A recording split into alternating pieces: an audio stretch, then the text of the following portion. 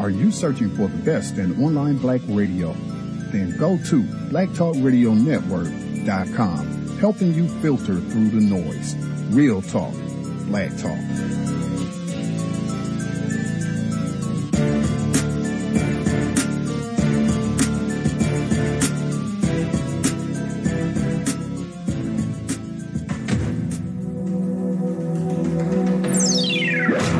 Today, in Trial OJ, lawyers argued over whether the former Heisman winner is an arthritic cripple incapable of murder. He has bad knees. He may look like Tarzan, but he moves like Tarzan's grandfather. After that, the jury got a peek at an exercise video Simpson taped just 2 weeks before the murder. Break it all the way down. Feel it in your knees. Yeah. Love that intensity. And if you're working out... Hello? Is this Laura Hart McKinney? Yes. How may I help you? The Laura Hart McKinney who used to live in Los Angeles, who has tapes of LAPD officer Mark Furman? How did you find me? I'm an investigator working for OJ Simpson. We believe our client is innocent, and your tapes could really help him. Well, I don't want to help him. Look, I was just writing a screenplay about the LAPD. I met Mark, and I interviewed him for research. So there are tapes. What does he say? How inflammatory is it? I never asked to be a part of this.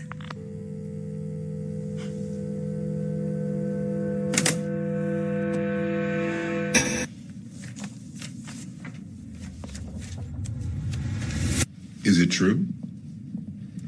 Yeah. Tapes exist. I think they're really ugly. They have phrases like, stuff like, get niggers, frame niggers, plant evidence. Jesus Christ, can we confirm the authenticity? I've asked around. Her lawyers have shot the tapes to London papers, TV tabloids. They've heard snippets. Supposedly there's an offer on the table for $250,000.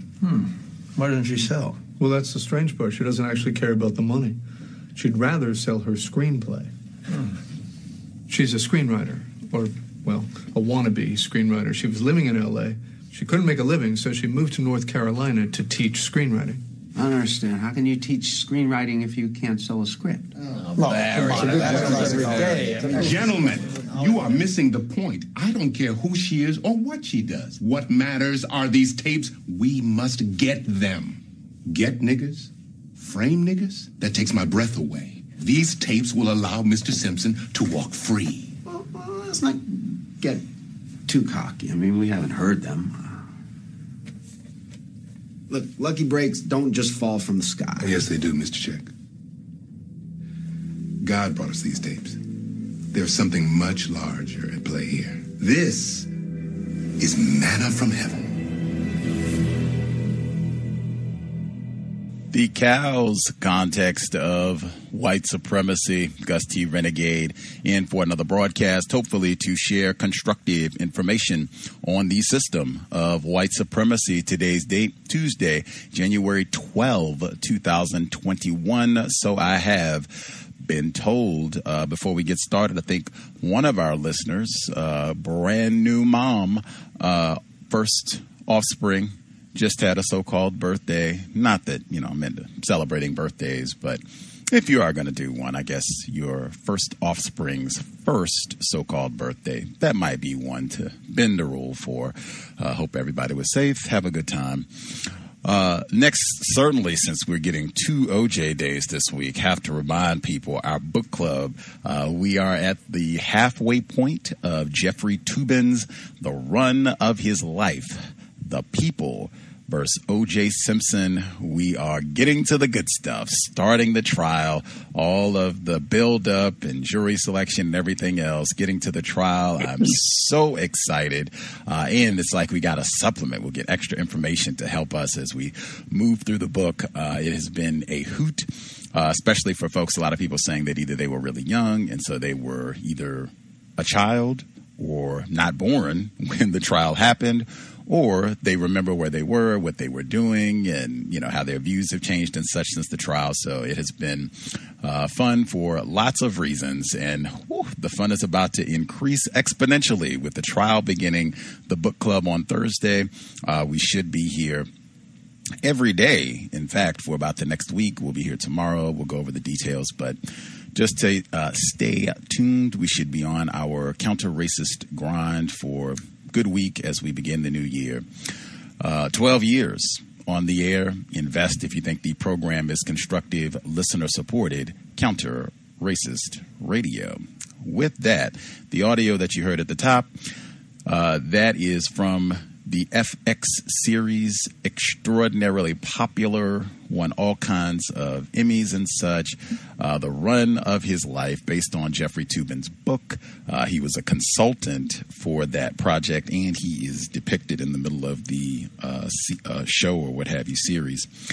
We heard from Building to the Climax, the scene where they discover the Mark Furman tapes, infamous, the former LAPD detective who claimed that he found the bloody glove on Mr. Simpson's Rockingham estate, scaled the wall, all of the, really key points in the case, had been asked by F. Lee Bailey, who was a guest on our program just a few weeks back, had been asked previously on the stand, do you call black people niggers? Have you ever called black people niggers? And all the rest of it. And he staunchly, absolutely not. No, I don't. All the rest of it. And then whammo, months later, the tapes are found. And even we'll ask with our guest today, were the tapes even needed? Did OJ Simpson need these tapes, the so-called manna from heaven? Did he need them to walk, or... We'll see. Our guest for today's broadcast, a private investigator for many years. He's worked on a number of really famous cases, but I think, I could be wrong, but I think OJ Simpson still takes the cake as the case he is most well known for being associated with and I believe credited with being the one who tracked down the leads and information to get the Mark Furman audio recordings. Real hoot to have him with us on the broadcast today. Joining us live, Mr. Patrick J. McKenna. Mr. McKenna, are you with us, sir? Yes, I am. Thanks for having me. Thank you so much for sharing a bit of your Tuesday evening. So glad we could have you on the broadcast with us. Before we hop into the details, we have so many questions to go over with the Simpson case. Anything that you'd like to share with our listeners just to kind of give a brief introduction, who you are and the work that you're doing? Well, sure. Like you said, my name's Pat McKenna. I've been a private investigator since about January of 1981. Excuse me. Mostly criminal defense. I started out in the public defender's office, and prior to that, I was a parole officer in Chicago, where I'm from. Moved to Florida in '78. And so basically for the last, whatever it is now, I don't do the math well, but 30 some odd years, I've been doing mostly criminal defense. And I got involved in this case because I got a call, I want to say the 15th of June, 94, from F. Lee Bailey's partner, Ken Fishman. He called me, said, hey, we might be getting in this Simpson case. Now, this is, 3 days later. And he said, if we get it, can you go to Chicago? I said, oh, my hometown, sure. And so that's how it got started. And then he said, well, you'll get a call from Shapiro's office in an hour or two. We just want to make sure you're available. Well, before I got that call, I went and got airline tickets and everything lined up to get out of town the same day and get to Chicago. So that's how I got started. I guess that's June 15th. And I was in Chicago that afternoon, and I had gone directly to the O'Hare Plaza Hotel, which is where Simpson stayed that one night. And so I got set up there. And,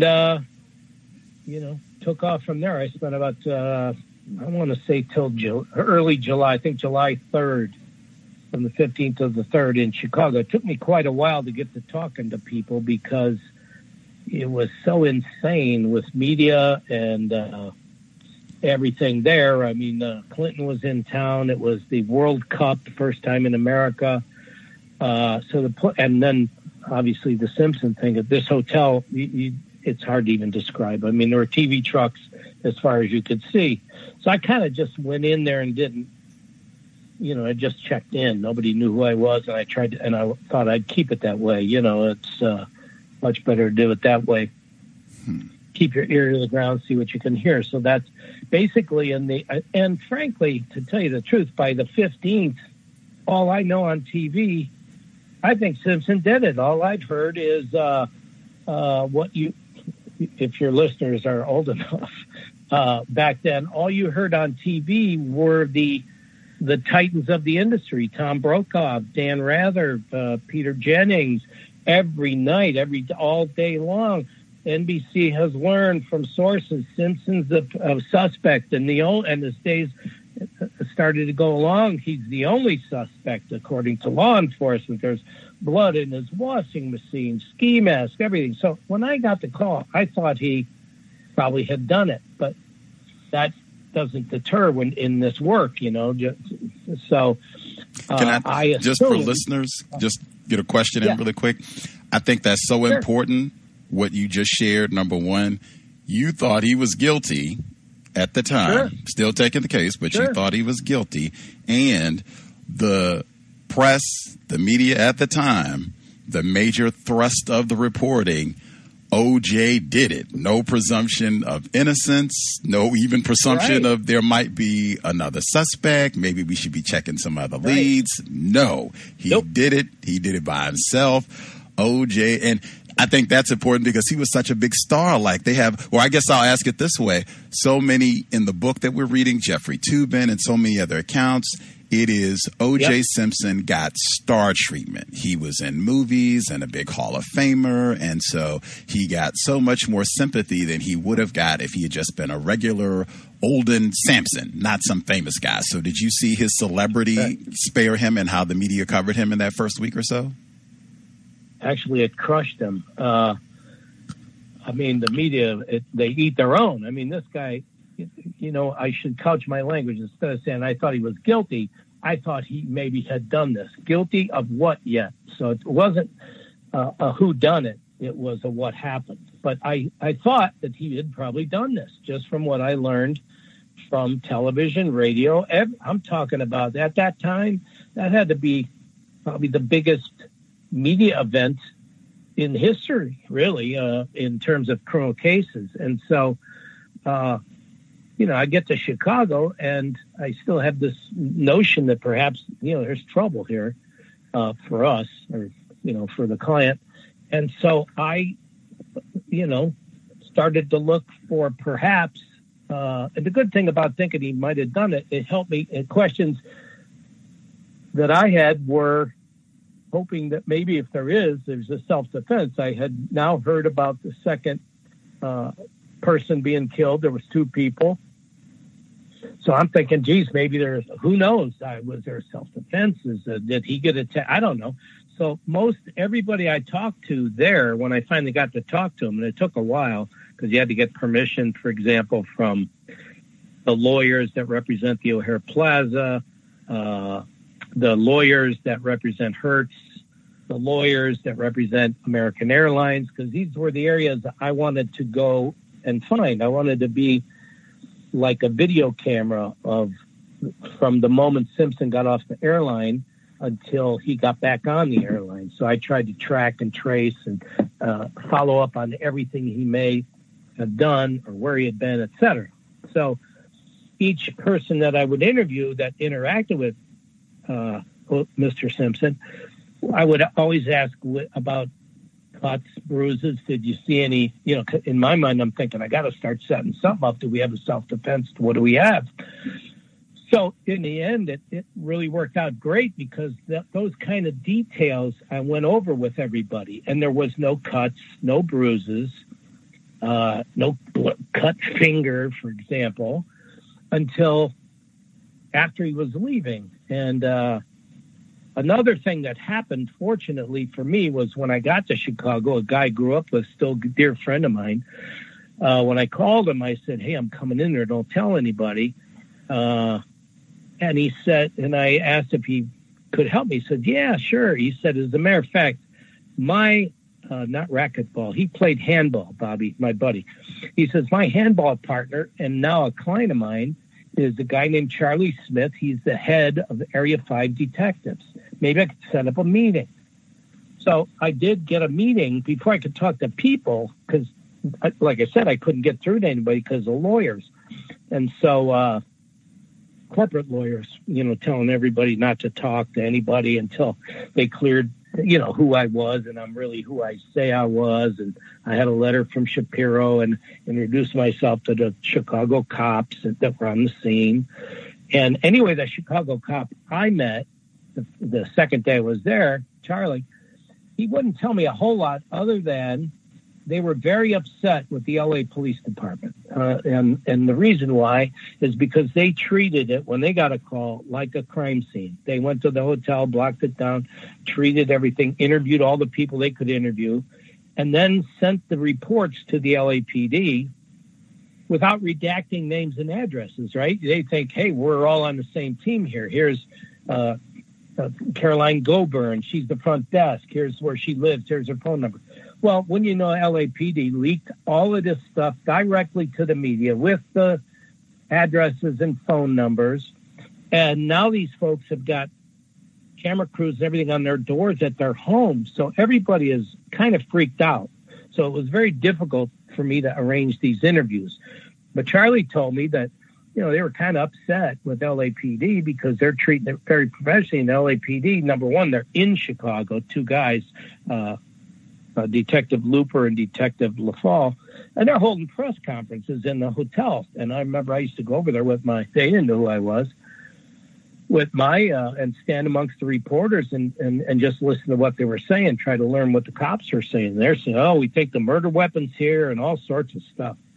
So, frankly, I just did my work. I talked to as many people at the Plaza Hotel, the O'Hare Plaza. Then I spoke with the Hertz rental car people, and then I spoke with American Airlines people. All my interviews that I conducted were sat in by the corporate people. So, in other words, the corporate investigators for American Airlines were ex-FBI agents. The corporate investigator from Hertz was a homicide detective out of Detroit, retired, we're now working for Hertz. The O'Hare Plaza guys, I forget who those guys were. Same thing, I think it was FBI or cops. So anyway, they'd sit in, which is very unusual. I don't usually let police officers sit in, or even ex-police officers sit in on interviews, but I didn't have a choice.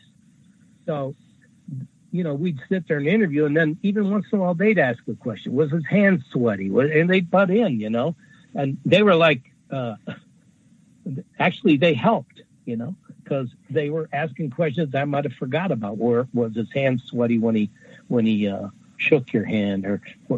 So it turns out after each interview, we'd look at each other and go, man, that don't sound like a guy just committed a double murder. So I went from thinking, this is the guy, to leaving there 2 weeks later going, Jesus, this doesn't sound like a guy that just killed two people. It's not that he's cool, calm, and collected. He just didn't do things that I think someone that just committed a double murder would have done. Forget it's OJ, but in that it is OJ, I would think he would call back to quote his daughter, like Arnell, and say, hey, how was the movie tonight? Just to look over his shoulder, see how close are the cops to catching me. His demeanor was such that it just, he'd have to be a cold-blooded assassin for the mafia to pull this off and act this way. His demeanor was just one of an innocent person. And then, like I said, I started to find out about the cut finger, and which he cut in Chicago when he broke a glass in the sink, when he got the call that his wife had been murdered, or not murdered, killed. His wife had been killed. He starts, what, Nicole? He's freaking out, and he broke this glass. Well, fortunately for me, I end up finding, this isn't while I'm in Chicago, this was a little later, I found a woman named Lori Menzioni who was on the phone with OJ, because when he got this message from, I think it was Detective Phillips, the first thing he did was get on the phone with his secretary, Kathy Randa, back in L.A. Kathy, something's happened, get me back home, blah, blah, blah. Because Kathy did all of his travel arrangements and such. So she got on the phone with American Airlines, basically didn't hang up and get a new. They're all on this initial phone call, OJ to Kathy. She calls in to American Airlines to connect OJ. American Airlines connects it to, I think it was called Cook's Travel for emergency travel, and that's how this Lori Menzione got the call. And so she's taking notes. You know how they take notes, like if you on a computer. So she's got her little notes going on. She didn't know who OJ Simpson was, and she hears the crash. What happened? Oh, I cut my finger. Oh my God! And OJ's, crying and freaking out. And so that helped later on. Of course, the state fought, or the government, the prosecution in L.A. fought hard to keep her out, and Ito kept her out because he claimed that phone call was not foundational. It's a legal thing, but because they had no record that OJ's on the phone with Cook's Travel because of the way it had been, I don't know what you call that, called forwarded or bring in somebody. So he kept it out, even though it was very, very important, really, to get to the truth, right? Because they got this whole story that OJ did it, he cut his finger, he's walking along these footprints, dropping blood from his finger, which later on, we pretty much didn't destroy the blood evidence, but were able to illustrate that the collection of the DNA and the blood and all that was very careless. Okay, we never fought the science. We had Barry Scheck and Peter Neufeld, who I've worked with before that case, and I'm still work with them on Innocence Project cases, who knew DNA better than anybody, and they basically were able to illustrate that it was a culture of carelessness by the LA crime lab, and these people didn't really have the sophistication that we have nowadays. It's much better. And so we just brought it out, excuse me, and the media covered it like we're all a bunch of liars. We think that cops conspired to frame an innocent man. We never said any of that. We're just doing what we do in criminal defense. You're trying to get to what the truth is. And so I left Chicago and came back to write my report. And my secretary at the time was my ex-wife now. But so I get home and I said, I'm dictating my report to Shapiro. I don't know, I did 15, 18 pages of all the interviews. Never say anything to her. She turns around, she's done work for me for 30 years, and she turns around and says, wow, this doesn't sound like, what do you think? This doesn't sound, what do you think? I said, I don't know yet. It doesn't sound like a guy who killed two people. She thought the same thing. I send the reports out.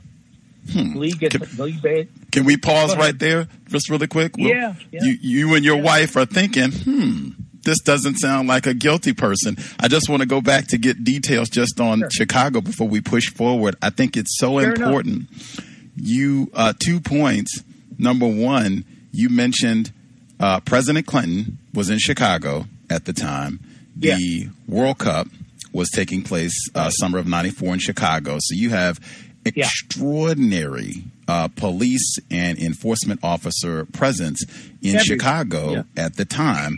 And even for this knife search, when the initial reports come out that, hey, OJ Simpson probably did this, and we think maybe what happened is that he took the incriminating evidence, the knife, bloody clothes, whatever else, ski mask, he loaded all this up in his luggage, he took it to Chicago and disposed of it someplace there, maybe out in the field across from the airport or at the Chicago airport, something like that. That was the narrative. So just if you can talk about the amount of involvement in Chicago for this search, like you said, LAPD is there, Chicago police is involved, Secret Service, I think, the Boy Scouts. Like, just can you talk about the security and presence in Chicago? And frankly, I'm by myself. I'm a sole practitioner.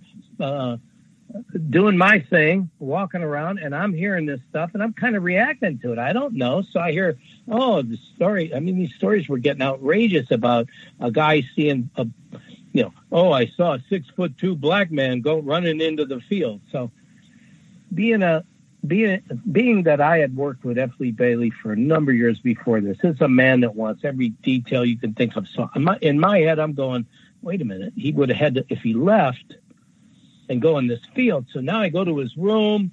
I try to see how you can get out. The only way to get out of there without being seen, for example, to do this dirty deed, like hide this stuff and not go through the lobby where you'd be seen by some people, would be to go down the stairway. Oh, for Lee, I counted I forget how many stairs there were. So you'd have to go, first of all, you'd have to be smart enough or know that you go down the stairs, and when you go out the garage, wherever to go to this field, the door would lock behind you. So you'd have to have presence of mind to keep the door open so you could sneak back in and run back up 90 stairs, whatever many stairs. So as I'm going through all this, one of the interviews I did was a front desk girl, and she said, oh, you should talk to, his name escapes me now, but he was the not janitor, the maintenance guy, the supervisor of maintenance for the hotel. He had an original rookie card that he wanted Simpson to sign. Of course, he works in days. Simpson got in at 3 or 4 in the morning. So he left with her. OJ signs this card. So then I want to see the card. And I track this guy down. I'm talking to him. He says, by the way, so we're talking. I said, how could a guy get out of here? And back in those days, it was the beginning of, if you recall, for a hotel, you didn't have a key anymore. You had like a credit card that you swiped to open the door, you know? And so back then, I didn't know this, and this guy's telling me, he says, well, listen, there's a little computer chip or something in the door that will print out everything every time you entered or exited the door. And that was a protection against if someone come down and said, hey, somebody stole $1 million worth of my jewelry, they could look and see who came in, or not who, but the times the doors were opened and closed, if they could catch a maid or something like that. So anyway, I learned, he gets me this stuff. It was a company outside of Chicago, and I'd get the whole report that this door was opened when OJ went in it and was closed and never opened again till he left to go downstairs and leave in the morning. So there was no, to me, you know, I'm running all around like a chicken with my head cut off. I said, well, that I can debunk this crap because he never left his room, right? Unless he climbed out a window from, I think it was on the 9th floor, room 916 or 914, I forget his room. So I kind of knocked that out. So I spent a lot of time thinking, geez, this is crazy. The TV they're going nuts.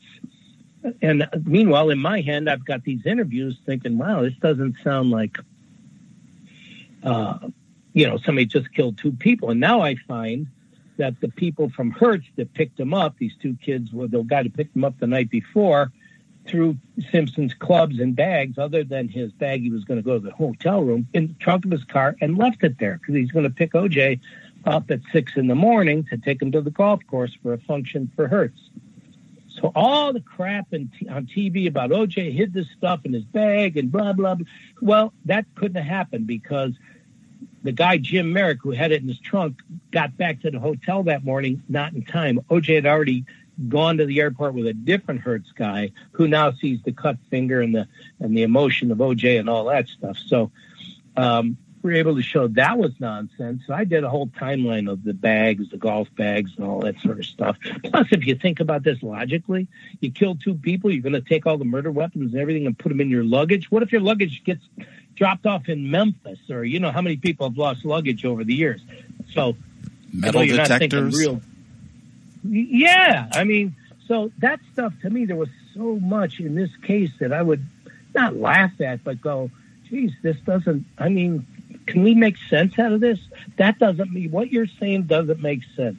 So I was fighting both the narrative and the media, but the prosecution's going with all this stuff too, I'm thinking. So I'm trying to debunk every kind of thing I'm seeing out there because, frankly, I'm not talking to anybody. I haven't talked to OJ, haven't talked to Shapiro, none of the lawyers, because it is insane, you know? You can't even get into Shapiro's office because the phones were always busy. So I had no way to communicate. So I'm just doing my thing in Chicago, do my whole thing and come back to Florida where I live and send my reports out there and basically I figured I'm done. They probably got investigators in LA and all that sort of stuff to pick it up. So I did my little job. And then, I'm watching the preliminary hearing and Furman comes on and I remember calling Lee and saying, man, this, I've seen a million, trust me, and ask any public defender anywhere in the country. When the cops are tending to be lying. And you also know when they're lying and they look at you with that look like, yeah, I'm lying, but you can't catch me lying. I hate to say that all cops do this, but if you practice criminal defense and if you're in public defender offices around the country, you've seen it a million times. So I call Lee and say, man, something stinks about this guy. What specifically stood out from the preliminary hearing about Mark Furman?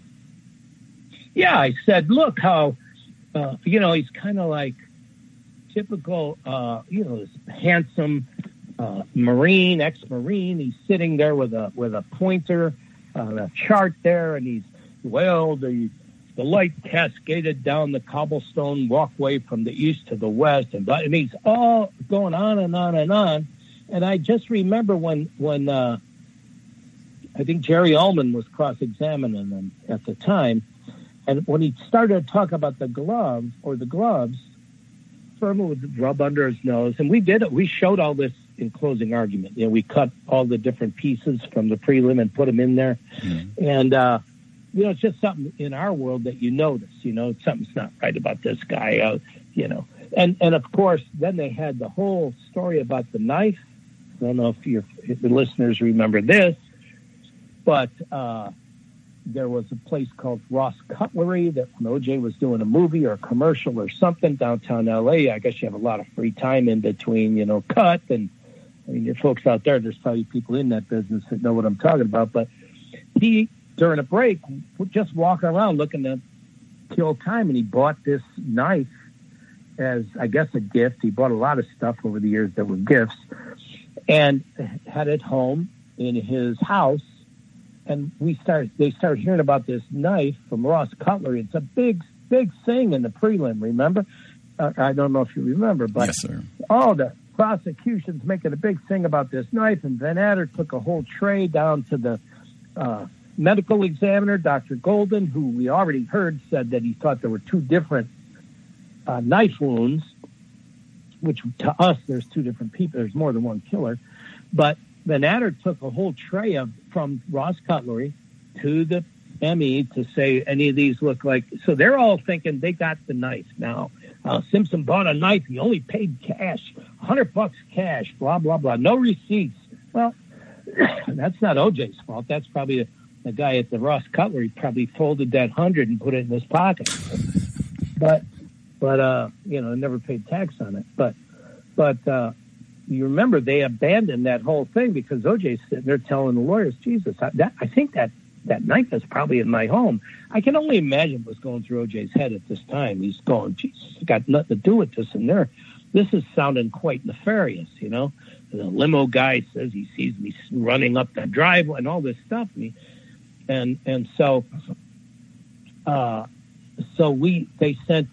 was still in Florida.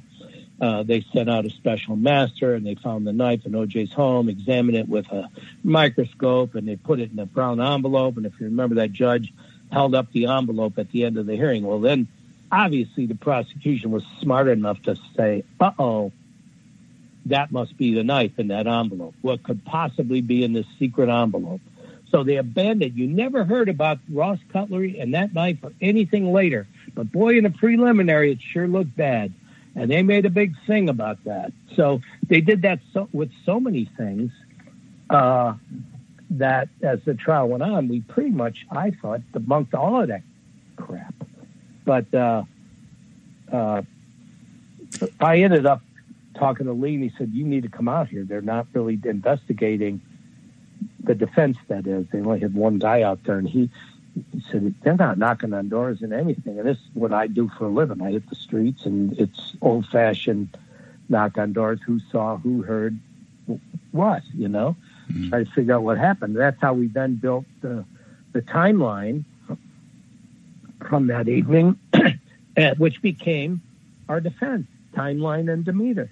He didn't have time. He didn't have the demeanor of a killer. And then we have Mark Furman, which, that was just the beginning. When I got out there, they said, well, I think Jeff Toobin is the guy that unearthed that lawsuit where Furman was suing for his pension. I wasn't even out there yet. So by the time I get out there, this whole article in the New Yorker is out about maybe he planted the glove. Of course, the rest of the world, the media says these slimy defense people are going to blame this poor detective for planting evidence. They're just making it up. Well, it turns out we didn't make up anything. I started. They said, we got to go after. We're not go after, but we have. In our terms, I think we got to go after the cops. And I remember we're in Shapiro's conference room, and the other investigators were ex-cops, and the one guy says, "Well, I don't go after cops." I raised my hand. I said, "Well, I do. I'll take the cops." As part of my, my new job was knocking on doors, doing the timeline. I said, "I'll take the cops too. I'll look into their backgrounds." And so that's, I had Furman, and I had not a whole lot came from Van Adder. Tom Lang was clean as a whistle. Phillips too, I think, but Furman had a history. So I kind of honed in on this guy, and amongst other things I was doing out there. So that's how the tapes came about. But before that ever happened, by the time Furman came, with Mark Furman, because you said you go out to L.A. and you do some knocking on doors. I think Rosa Lopez is important with the whole Mark Furman and his story. Now, I know for listeners and everything, we haven't got to Rosa Lopez in the trial yet, but she was someone who was greatly ridiculed in the trial. And, the sleazy defense team, they coached this witness and just got her to make up some testimony that she saw the Bronco and what have you. Can you talk about the importance of Rosa Lopez and even what she says about maybe even hearing Mark Furman? Yes. So when we get to Rosa, now, Rosa had been interviewed by Shapiro's detective, Pavlik. And that wasn't one of my things. Rosa wasn't mine. We kind of whack up witnesses. I'm over on Bundy developing a timeline. I'm talking to everybody that lived on Bundy. So when the Rosa thing happens, what they did to this poor woman was unbelievable, the way they trashed her. And she was just a sweet little person. And before they did that, though, it became a little bit of a stink because Rosa had said something, I think, to a relative about that's not what happened, because now Shapiro and those guys are saying that Rosa Lopez saw the Bronco at 10:15 because, if you recall, in the prelim and then the trial, the government's timeline is that Simpson committed these murders at 10:15 because they got a problem with the clock. He's got to have plenty of time because he's getting into a limo at 10:55 that night, clean as a whistle, getting ready to travel, cool, calm, and collected. So now they figure we only got a half hour to figure all this out. They haven't found anything yet, blood, clothes, knives, any of that. So I spent a bunch of times with Rosa, and so I'd go to her house. She lived in the same house next door to OJ with the Salingers, I think was the name of the family that lived next door. So I would go and sit with Rosa and go over this with her, and she was so distraught over the crap she was getting by her own family, and they were just, painting her as this horrific liar that the defense had set up. So I'd sit and say, well, tell me what happened.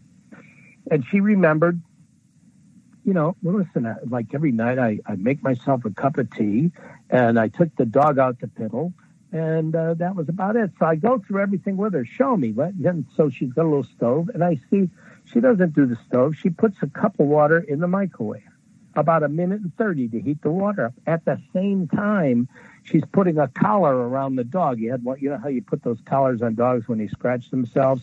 This dog had to have this collar over that little white plastic, like hood or something. She's doing that while the thing is cooking. Well, Pavlik had talked her to say, well, it took 5 minutes to make a cup of tea, then 5 minutes to put the collar on, then 5 minutes to go outside. This whole process took a minute and a half. So as I'm going through, I said, well, so this is what happened. So now I'm thinking, we got a problem now here. This would have been just a decent witness to throw into the mix. She saw the Bronco at 10 at night and saw it again the next morning, and it didn't look like it had moved. That's all. That's all she was. I shouldn't say that's all, but that is kind of important. Now, you can argue and say, well, she could have seen it at 10. He could have taken off and got there 10, got back the next morning. You could have, if you're the government, you could have tried to move it that way. Now they paint her as this horrific liar and try to destroy her. What I found from talking to her at length, I learned something even more important. That early in the morning, meaning between 1 and 5, she heard what she called hard footsteps. To me, I learned later after talking to her a lot, she meant dress shoes, hard foot, walking up and down the driveway. I believe that was Mark Furman and Roberts, his partner, because they had come up there at 1 o'clock and walked back and forth. Now, here's Furman, who makes all of these wonderful reports. I saw melted ice cream at 10. He's got all these notes detailed. He leaves out, pardon me, the fact that he interviewed Rosa Lopez. And that would be important to learn what she said. But see, in my opinion, he did that to find out if she saw him go plant that glove under the air conditioner. I think I said that on Larry King, and he dropped the mic. And I'm talking about right after the verdict, I'm thinking this. Because by that time, I am so convinced that this detective, with a horrific hatred towards black people, number one, but especially black men married to white women, okay, or even dating women. And so I'm jumping around a little bit, but learning all I did about Furman up until the time he cross-examined by Lee, I had, I want to say, 6 black binders, 3-inch binders of papers and interviews and stuff about this guy, prior cases. So when Lee cross-examined him, again, the media says, oh, the old man lost his fastball. Mark Furman was great on the stand. All of them were saying that. And when he come off the stand, Sherry, whatever her name was, the prosecutor, and he was surrounded. They would surround him, at the break. Oh, you're doing great, Mark. And I was sitting in the front row, or not in the front, inside the rail, behind the defense table. So I would just not say anything. And of course, they knew that he was my guy because people that I had interviewed told the prosecutor.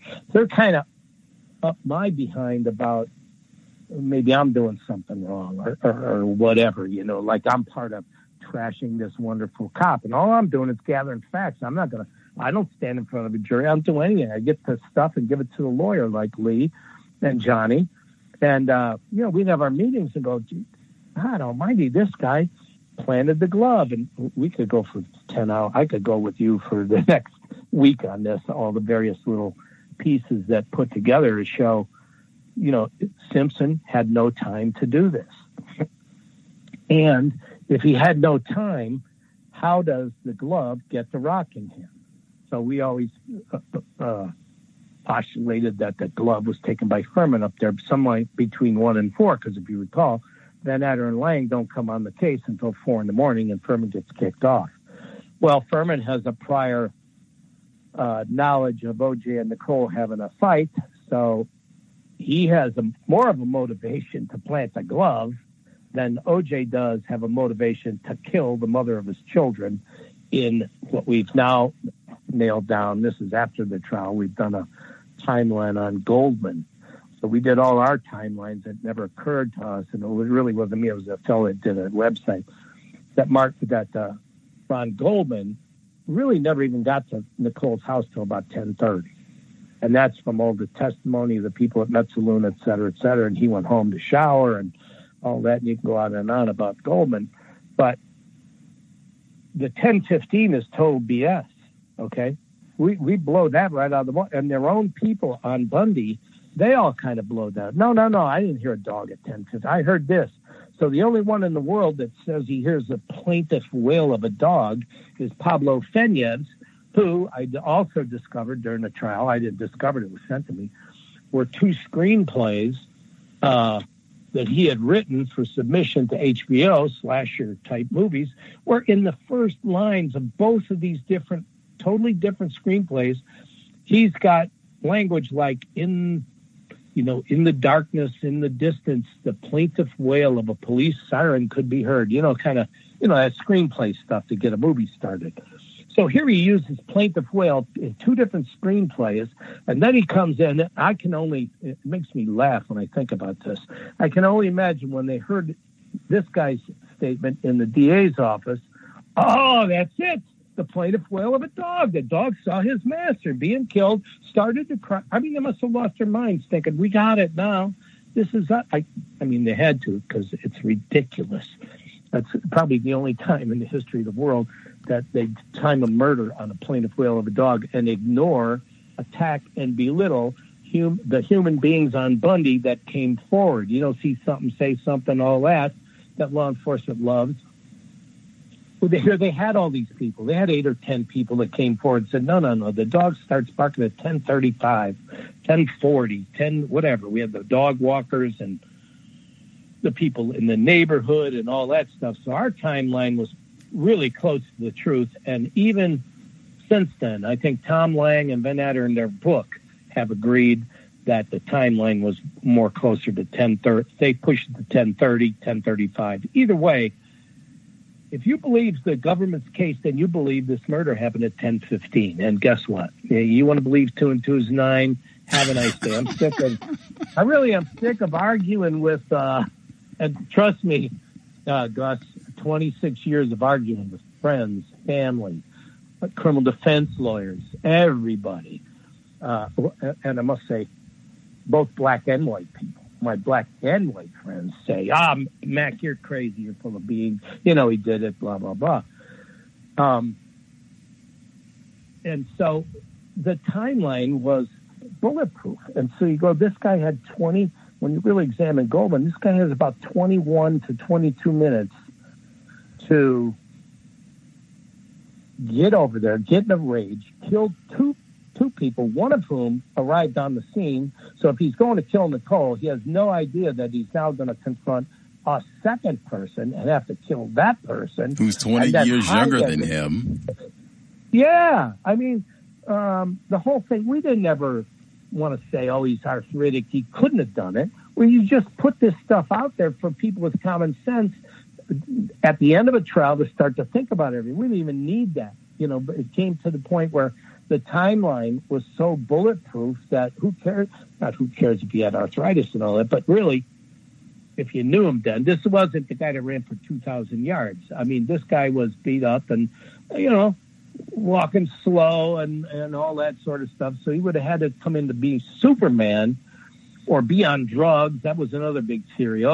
He got on drugs. Well, he obviously had his blood and everything else. And there was no drugs in his blood and none in Goldman, none in Nicole. So all that kind of stuff was crazy. With the timeline, just real quick too, I think it's so important when you talk about Pablo Fenves. This is the only prosecution witness who's in the vicinity, the neighborhood where the murders happen at Bundy, and saying, I think it's 10:15 where this plaintive wail happens, and we're going to use that as the timeline. All the other witnesses who live in that area, folks like Denise Pilnack, who's on the phone and says, hey, I kicked my friend out. She was on the computer and she has phone records and everything to log and say, I think this happened close to 10:35 or something. And a couple that's walking by at 10:25 and say, hey, I don't hear anything. I don't see anything. I think it's maybe later we don't see, or there's no signs of a murder or struggle. Most of these people, like Denise Pilnack, and Hadaistra, I think I'm mispronouncing his name, but he says the hey, and these people, many of them, they too think OJ Simpson is guilty. It's not like they're coming forward to testify and say, I think this happened at 10:35 because I think the juice is innocent. That's not it at all. They think it happened at 10:35, but they still think OJ did it, even though their testimony would tend to exonerate him. Just can you speak to that too?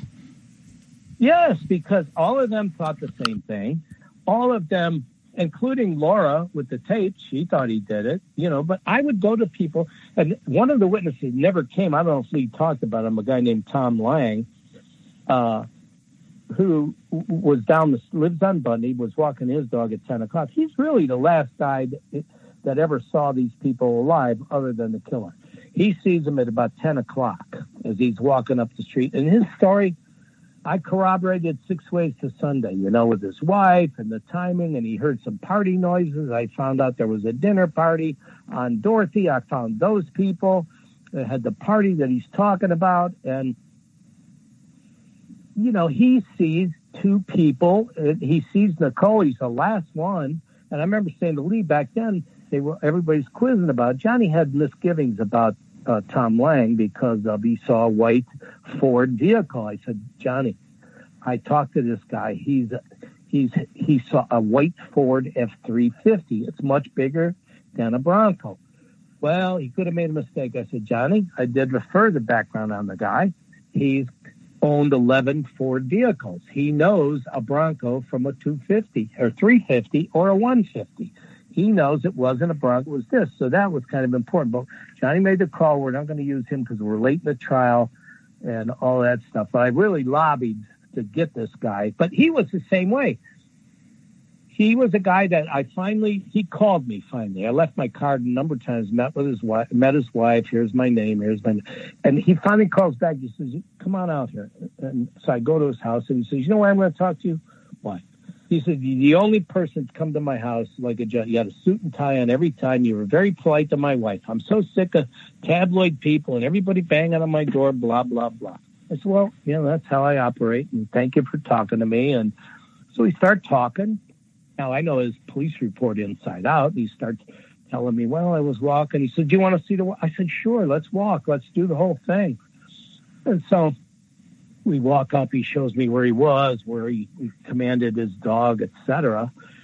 And we get back to his house. And I said, did you tell this to the police? He said, yeah. But they didn't want to go on a walk with me. But, yeah, and he's starting to tell me how, listen, your client, he's got the cut finger. Come on now. Your client's guilty. I said, it doesn't matter. I wasn't there and you weren't there.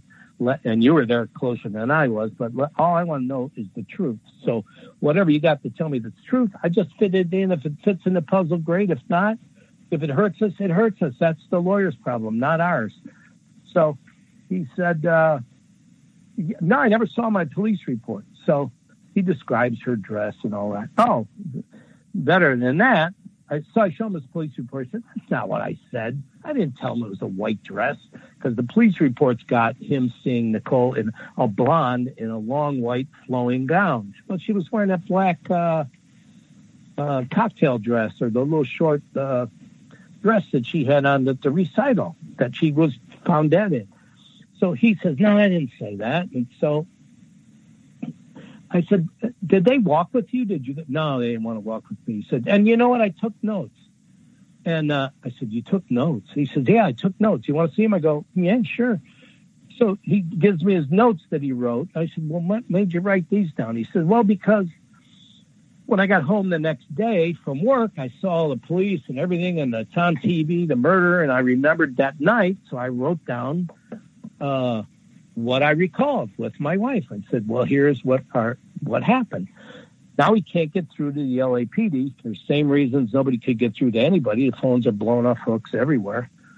So he says, not only did I have these notes, the cop didn't want them. I said, well, could I have a copy? Yeah. He gives me a copy. And he says, I went to my job the next day. I told my boss, a guy, Bill something, his name escapes me right now. He's passed away. But his boss was a lawyer by trade, but he was the general manager of the, it was right there now, and the name escapes me, a national hotel chain right there at the beach in Santa Monica. I don't know if it was a Ramada, not a Ramada Inn, but some kind of hotel right there. He says, no. So I went in and told my boss, and the boss says, well, listen, here's my tape recorder. Dictate your recollections. So now he does all of that. And does the same thing again, and they transcribe it. They get a court report, transcribe the thing. He says, you want that? I said, please. So I got all this. And, he was pretty close on his details of what he saw and everything. And he saw, Nicole. He couldn't see who was in this white Ford F-350, But he said they were either embracing or pushing away. And we now know it must have been pushing away. They certainly weren't probably embracing. But he also saw, in his words, a man in a angry stance right in front of her gate. Describes this man as white, Asian, or Hispanic, but not African American. So he also thought he saw somebody in the street. So it's telling me, and I told Lee this, I said, these people that he saw were not friends, because everybody in the world has come forward. We must have 500,000 people have come forward saying, oh, I knew this, I there, and there. Nothing about this scene that Tom Lang, and I don't think he's making this up, none of these people that he observed have come forward to say, oh, yeah, I was over at Nicole's at 10 o'clock, and, you know, and so I said, these got to be the guys. So we always, and there's more than one guy there, which fits with the more than one murderer. So that was so important to me anyway, as an investigator. And like you say, just like everybody else on Bundy, they thought Simpson was guilty. But when you get people talking, you get, you know, and you corroborate what they're saying with their, and Denise is the best one, Denise Pilnack, because she actually has an official record. She has a phone record that corroborates her story with the time, right? So, and Danny Mandel and Aronson, the two that were on a date from Mezzaluna, we had their receipt, and then we walked with them. We walked from Mezzaluna past there. They were very cooperative. A dozen times, you know, to try to figure out the time that they would have been in front of Nicole's place. And I forget the other people there. The gal that was at the party. So I forget her. But Jesus, I'm drawing a blank right now. But anyway, we had all these people that, as a cop, you could have between them and Arnell and other people, you could have eliminated OJ Simpson. And I've said this to a million people. Had this been Dan Marino or Joe Montana or some other famous white football player whose wife was murdered, and you sat down and you came in and you gave them a full statement, you give them your blood, you give them everything, they would have walked. They would have said, okay. And if you had, you know, cops that knew what I shouldn't say knew what they were doing, but cops that didn't have a racial angle like Furman and them, you would have eliminated them. And you should have eliminated Simpson, even though he should be your first potential suspect, but you could eliminate the guy and then start talking to these people like Tom Lang, what they look like, you know, get more detail. But no, they lost their minds when Furman went over the wall and came back out with the glove. If you recall Furman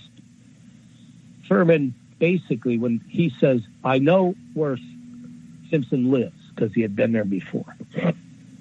They all go up there, all four lead detectives leave a murder crime scene and go up to, quote, in their words, was to make a notification of next of kin. Well, you never do that. You pick some other poor cop has that duty to notify family of you know. So, but no, all the lead guys, they go up to Rockingham.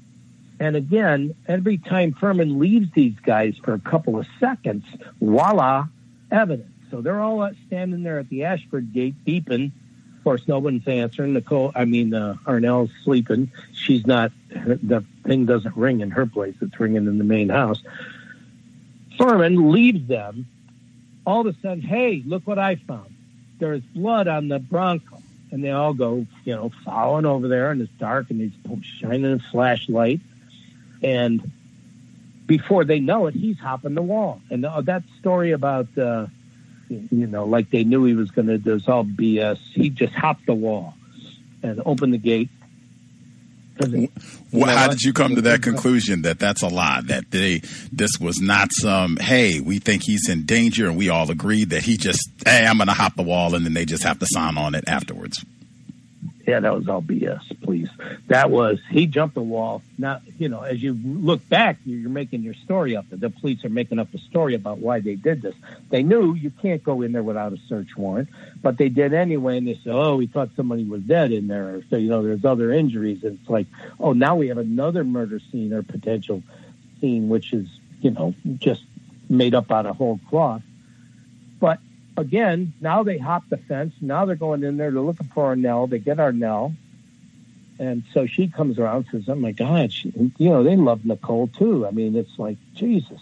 So she's freaking out, crying and everything else. Where's your devil? He's in Chicago, and I have a number. We have to call Kathy. He has a Hertz function. Of course, none of that's in the search warrant affidavit. They go, Nicole, Arnell told us, meaning Benatter, that OJ left in the middle of the night to play golf.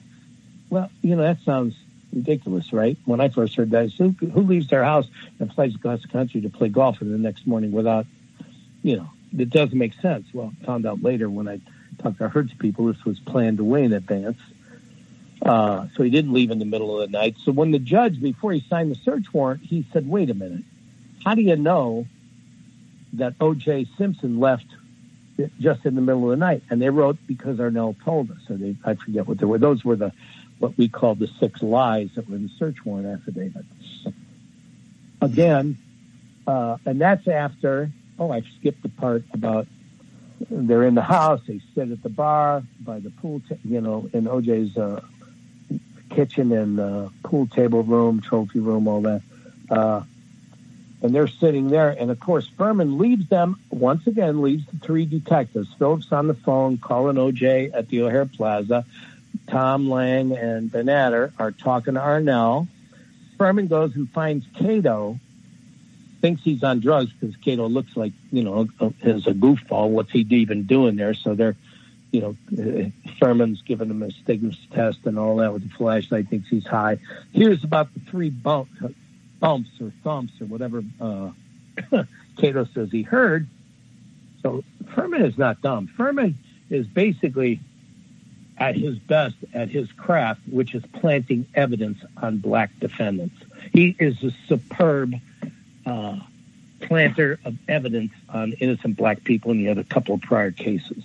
So his mind is thinking, let me go get that glove that I stuck in the Bronco that I thought we'll catch later, and go put it under the air conditioner.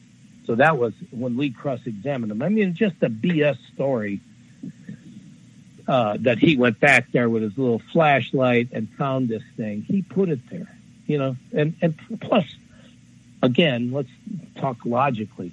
So you're saying that that O.J. Simpson kills these 2 people, gets rid of everything, knives, the murder weapons, the most important stuff, all the clothes, and brings a glove back to his own home, and then says, what do I hide outside the house? And he bumps into the air conditioner, not once, not twice, 3 times. Well, O.J. would probably, as a former running back, if he hit the air conditioner, probably would have ducked the 2nd time. He wouldn't have hit it twice and then backed up and ran into it the 3rd time, in his own property. So it was just, to us, insane. That's your theory. This is insane. It's far more logical that glove got, because there's nothing else there. His house, the carpeting in there was white through most of the place, up the stairway and everything. There was no blood in this house. That crap about all this blood and all that stuff, there was nothing. They found some drop that he even admits, well, I think I nicked myself and got a little, and they make it like there's this trail of blood from this crime scene, which was really nuts. But so that, to me, I was always focused on Furman, and again, it was my only case at the time, so I spent every night of a year out there on Bundy, out there rocking, listening, watching, just for noises. And, I took OJ's girlfriend. She also had a Bronco. OJ's was in custody. A.C. Collins's, I think, was in, I forget whose car was where, but Paula had one. I used to drive that thing, see how fast I could get from Bundy to Rockingham, and OJ told me the fastest way to get there. Remember, we had the girl that said, I saw him in AC over Jill Shively. That's the one. They wheel her out about every other year. OJ Simpson ran me off the road. He just killed Nicole and Ron, and then he ran me off the road trying to race home. And I just do you find any credibility in her story at all? No, do I? Hell no. And it was, like, well, wait a minute. If that really happened, where are the people that almost had this accident? This is the most notorious thing on television worldwide. If you almost had an accident with a white Bronco at San Vicente and Bundy at 11 o'clock or whatever time she was saying, they would have come forward. There was no evidence of that. And she had people on the sidewalk that saw this, according to her. That woman is a complete liar. And actually, she snookered one of the best, at least I thought it was, a big law firm out there, Marty Singer and whatever that firm is, that I shouldn't say Marty because I'm not sure it was him, but there was a firm that threatened to sue this guy that had done a website about Jill Shively. And so I remember calling the lawyer. I said, I got this complaint because the guy gave it to me. He says, could you help me with this? I said, sure. So I called the guy. I'm thinking, I'm calling a good law firm. I say, hey, here's who I am. And I think this woman made up this complaint because it was really crappy. It wasn't put together well. Like, I'm working with lots of big law firms, and that goes through 6 guys before it goes out the door. Before it goes to a judge, it's proofed and edited and, all that sort of stuff. He goes, no, that's my client. I said, well, you must have got snookered. This woman's a liar. Well, and he's getting a little aggressive. You guys, I said, no, us guys didn't do anything. This woman inserts herself. Dr. Phil, Dr. Joe, everywhere she can get on TV, and they make a big dramatic scene with her. And in this website that this friend of mine put together, Brian Heiss, he really lays it out well. She's just a crazy lunatic. And by the way, she's sitting in the office telling this story when another detective walks down the hall and sees her and says, what are you talking to her for? I locked her. She's crazy. She sued some actor. She swindled some guy out of $250,000.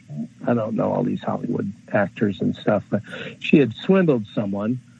And so they threw her out. And of course, Marcia says, well, she sold her story to the Inquirer. That's why we didn't use her at the grand jury. I'm thinking, well, you used Hector Camacho and the other guy, not Hector, that's the boxer, Camacho and the other guy from Ross Cutlery.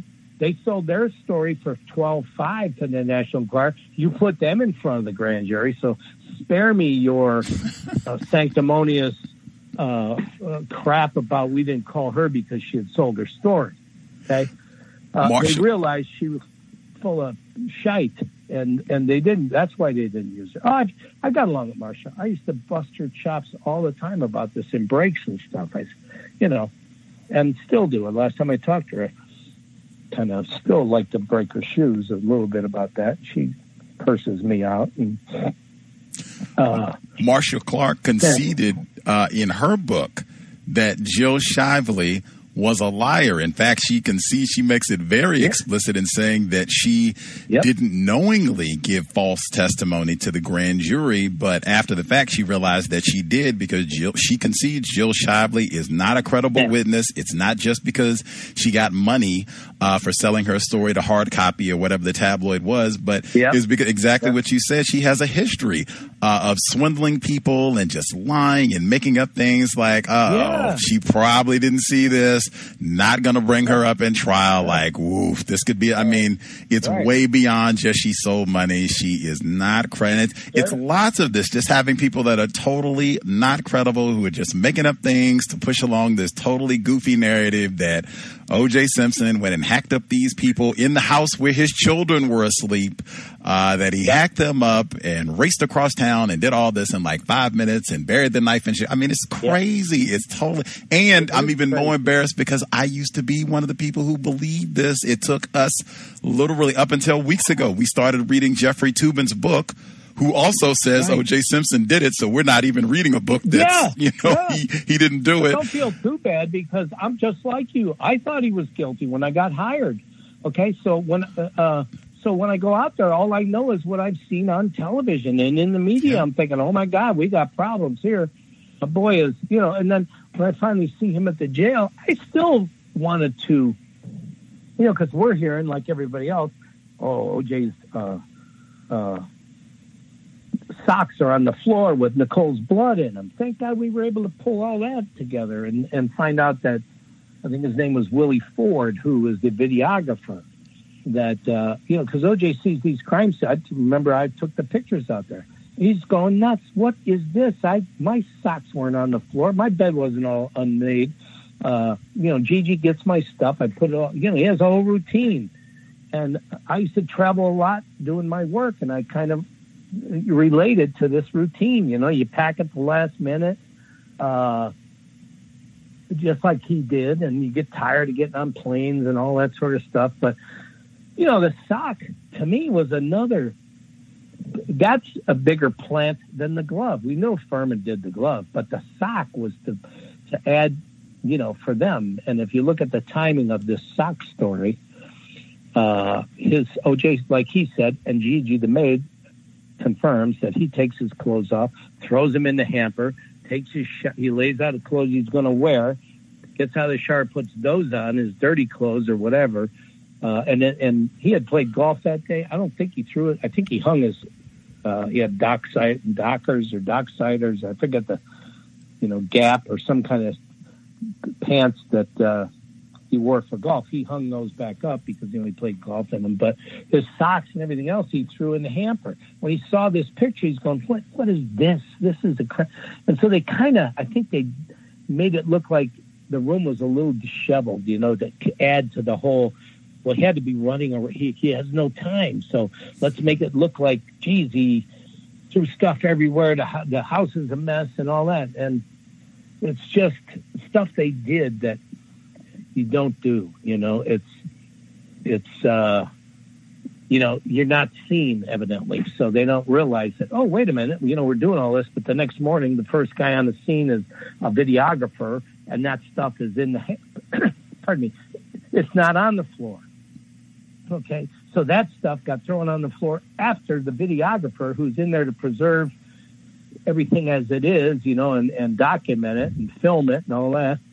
So we have that sort of behavior. And listen, this is no different this is my opinion, than the guy that kneeled on the guy's neck in Minnesota.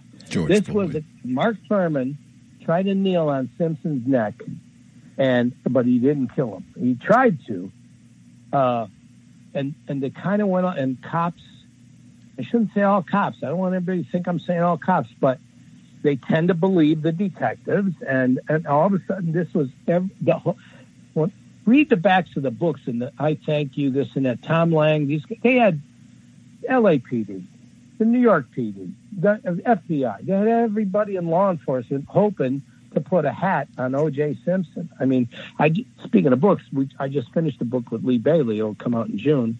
Hope your readers put that in their book club, because you'll see that not only do we talk about all this in better detail than I am right now, but we have a website that you could say, the sock, for example. So we have a whole timeline of the sock, and you can go click on it and see the grand jury testimony or the police reports. But the sock, for example, was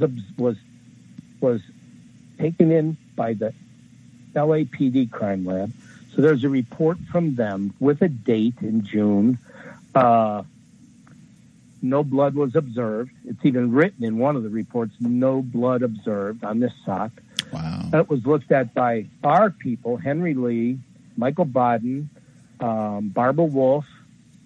It was also looked at by the California crime lab.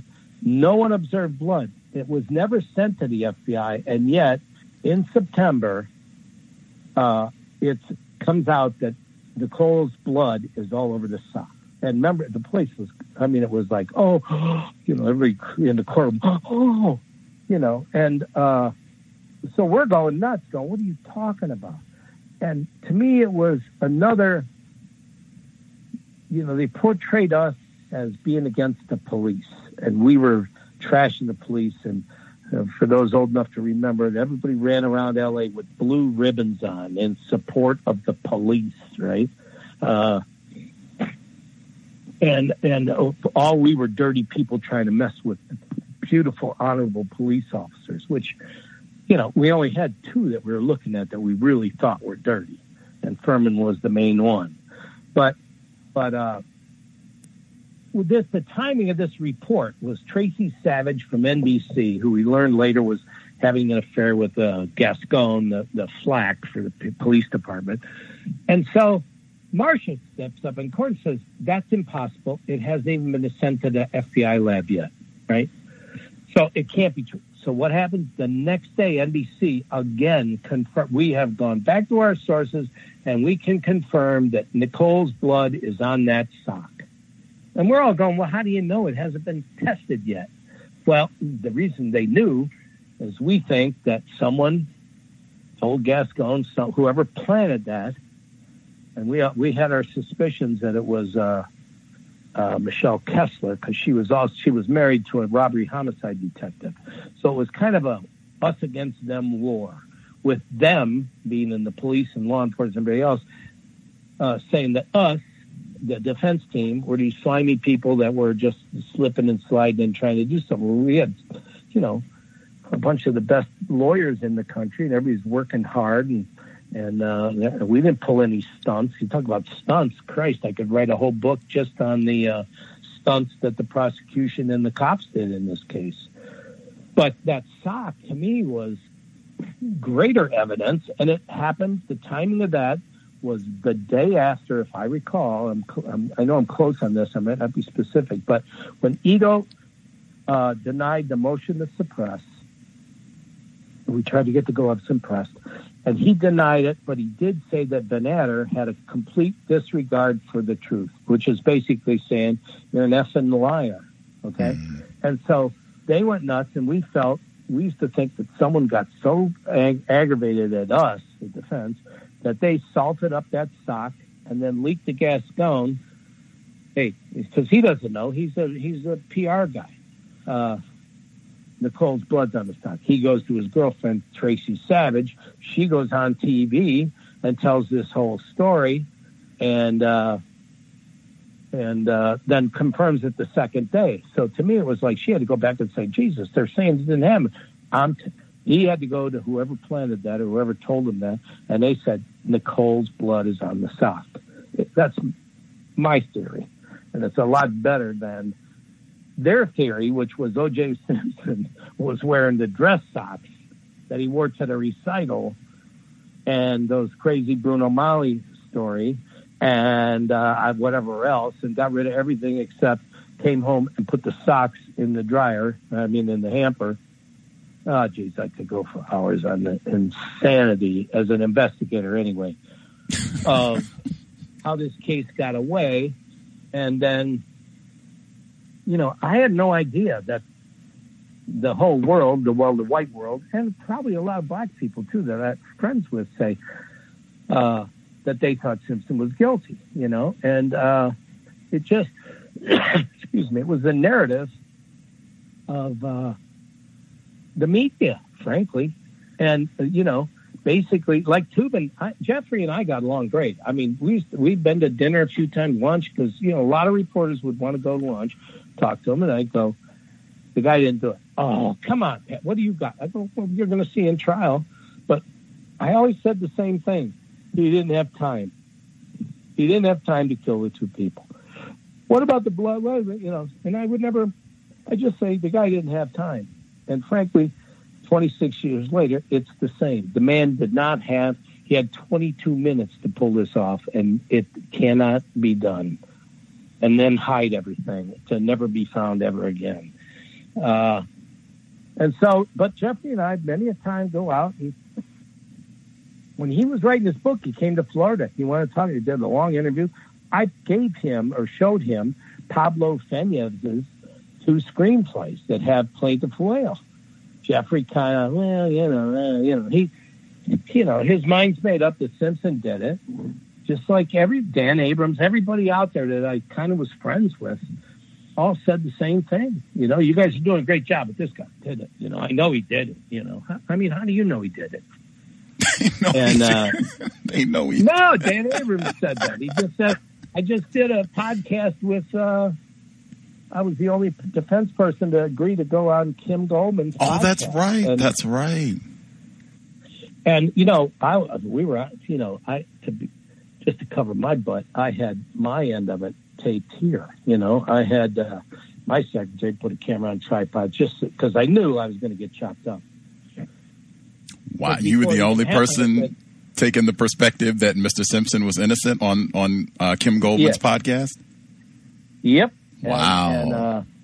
And I said, you're not going to like what I got to say to her producer, I think Nancy Glass or Glassman or something, Nancy Glass Productions. I said, but I'll do it. And it was arranged by a guy that I know that's a PR type guy. I think it was Goldman's PR person, Michael Wright, who I've met on a number of high-profile homicide cases because I got the homicide defendant.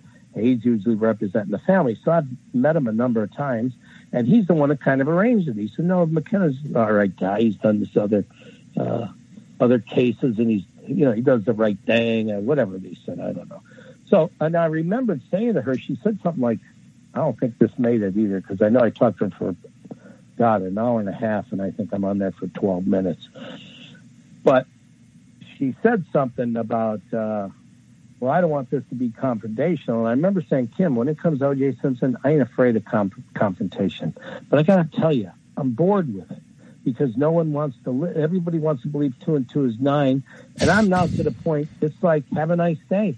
If you want to believe that, you can. I'm not going to argue it anymore, just like I don't argue with people that won't wear a mask. It's the two categories I say, I'm not talking to these people. Or at least I'm not arguing with them. But, Kim was at least kind enough to give me an hour and a half. She didn't like what I had to say. And then I think after it was over, because I think I had it somewhere, and they're going, oh, this guy's bonkers. I was never bonkers. I mean, if I'm bonkers, I don't know how the hell I keep getting good work with some of the best lawyers in the country. But, and I want to say, Kim, you should really be, pissed off at Mark Furman and some of the police, because they really let your family down. And I have nothing but, I guess, sympathy or empathy for a murder victim's family. I don't know how I'd probably be crazy. I'd be jumping across the railing and punching people if it was my kid that was killed. So I understand the rage and all that. But if you do a critical look at this and go back and say, well, your boy there took the Fifth Amendment. Nobody on our team took the Fifth Amendment. He took the Fifth Amendment. They make it like even Tom, I've seen Tom, who I always got along with during the case, Tom Lang, say, yeah, we were mad he took the Fifth Amendment. They were all pissed off at Furman for taking the Fifth. Well, why do you think he did it? I've never been in a case where the detective came to the stand with a criminal defense lawyer standing next to the witness box, telling him, you ain't answering anything, okay? So when I say that to people, they go, well, I don't remember that. I go, well, go look at the tape. I don't remember that. Yeah. And Furman, and they all knew that I was doing Furman, right? And after Lee crossed him, and all the stories, oh, Bailey lost his fastball, Furman was great, blah, blah, blah. Well, we didn't know about the tapes. The tapes came in July. That was kind of like just, I've got most of my work done. I'm still working out there, and I got this little, tip. And I used to follow up. Well, I didn't get a tip. I used to get like $1 million a day. We had made a chart at Johnny's office because they were overwhelmed with phone calls coming in. So we'd make a chart. Joe Blow calling. Here's his phone number. Here's what he does, and here's what he's got to say. Well, and God bless her, Jan, the receptionist there, she would write everybody down. And so I would go through this chart every day. Sometimes it'd be 12, 18 pages of names and numbers. And, when you say, this lady here, she's a psychic, I don't need to go any further. I don't follow that call. And this one and that one. But I would follow calls for anything to do with Furman or planting evidence or anything. You get a call from, say, I remember a doctor saying, and my own doctor that just did a surgery on me for skin cancer. It was in the office, and the girl was taking gauze and putting the blood. It was in my chest, so she'd keep putting the blood in the thing. And he followed the case. He gives me grief all the time about DNA and blood and all that stuff. And I said, there's more blood in the garbage can right here. And you are very, very protected here. You're wearing the shields on your face, and it's very controlled, and the little incision, and you're dabbing and lasering and closing the cut and all that stuff. and look at the blood that's in this garbage can compared to a few nanograms of Simpson's, which was far more consistent with a planting than it was a guy just stabbed 2 people to death. He had blood in his eyelashes, for God's sakes. And so I'd take calls like that, from doctors saying, I'm an OBGYN. We do a cesarean section, and oh my God, everybody's got gowns and masks, and it's very controlled, and yet we have blood on our shoes. We have it everywhere. So there were a lot of people that would call in, and I would kind of give calls back to those folks, say who I was, thank you for your information. And then I got the Furman stuff, And trust me, I got stuff about Furman every day. But a lot of it would be crazy, so I wouldn't follow up. What do you mean? Wait a minute. You said a lot of it would be crazy. Crazy like what? Well, crazy like I was with Furman that night. We were on a break at the hotel. And, he told me he was going to do, just stuff that, I was somewhere with Mark Furman, and he told me he did it. Stuff like that. But those kind of crazy, trust me, if you knew how many crazies called in, it used to be a joke, because I was the guy that had to deal with them all. Everybody else was in court. And, there were guys would come to Johnny's office. It got to the point where I wouldn't bring them back anymore. I'd just sit out in the lobby because there were just too many kooks. I didn't want these people back in Johnny's office. But I remembered the Furman call, the tapes.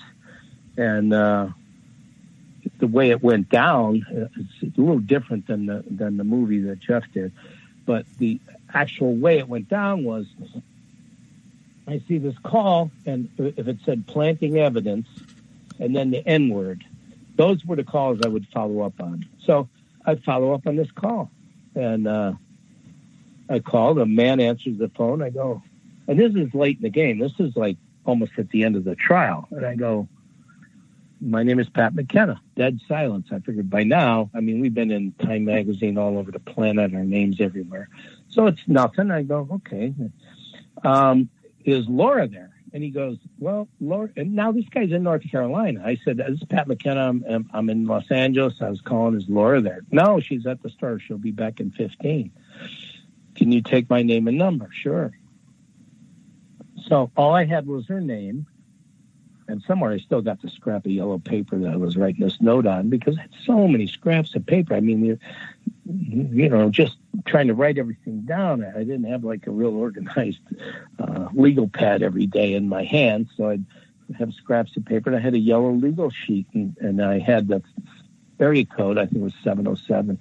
And I remembered I make my own little notes, Raleigh, ? Because by then I know the area codes every place in the freaking country. And so 404 was whatever, Georgia, and 410. So I write Raleigh ? And I kind of leave it alone. And back then I had an office in the back in Johnny's office. And so they had not caller ID, but they had a little thing that would give you the number that was calling in. This was 94, so you didn't have really, but you would have the number, and I see the same number.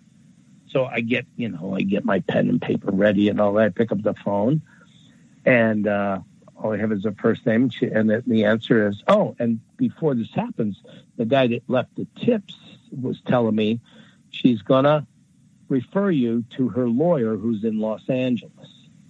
But she has these tapes. You need to listen to them.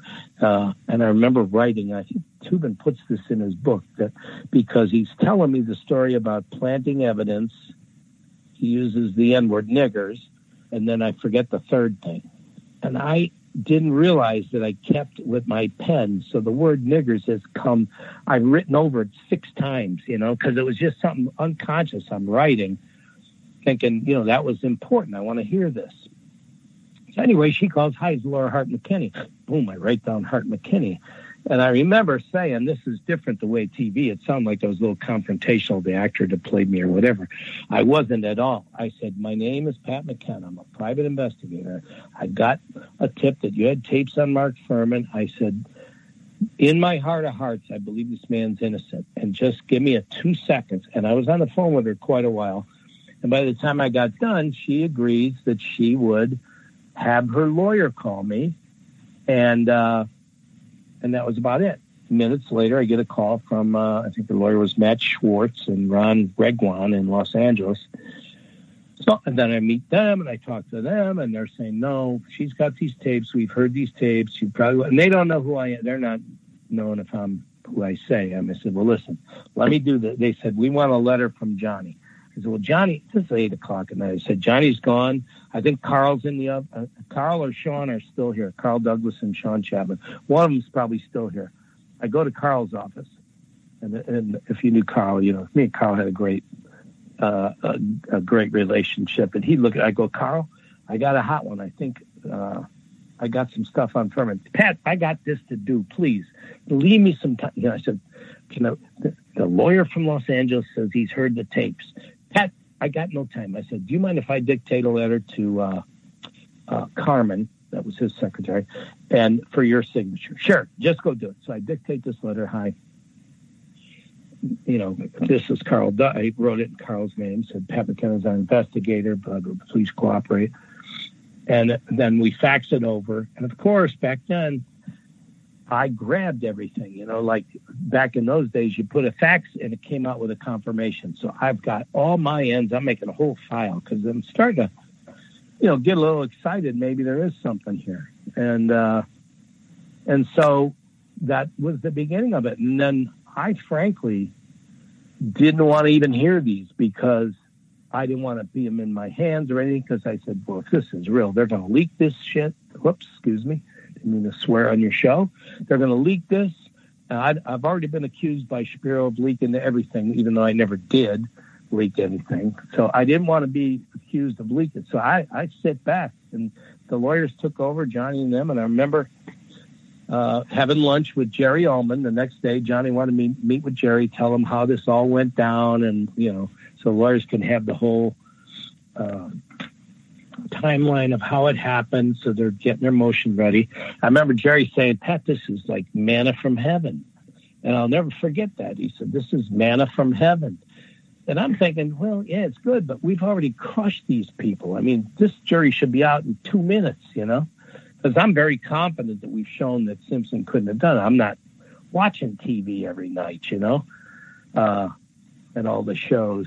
So that's how that thing went down. And, you know, the rest is history. I finally met Laura and her husband when they came to L.A., and she's a lovely lady, but she felt horrible, thinking that she was the reason Simpson got acquitted. And I remember saying afterwards to, I think a TV producer was trying to do a show on the tapes, and they were interviewing her, and he said that she's just overwhelmed with guilt that she got. I said, no, tell her this. This will assuage her guilt.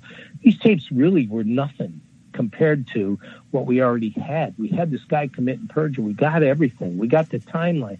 I was so confident we were going to win that the tapes were just like extra. And so, you know, lo and behold, we had that big fight and all that, and we get the tapes. And frankly, most of America's never listened to these tapes unless they were listening to the trial that day. But I have them all. When you listen to this over and over again, and during the trial when Ito's playing these, of course he doesn't let the jury hear him. I remember walking around Johnny's office, and all of his employees, all the women at all the desks were women of color, black or brown, etc. And of course they all loved me. I was always goofing and cutting up and all that stuff when it was time to do that. I was serious when it would be serious, but, you know, I'm a good person now, run around.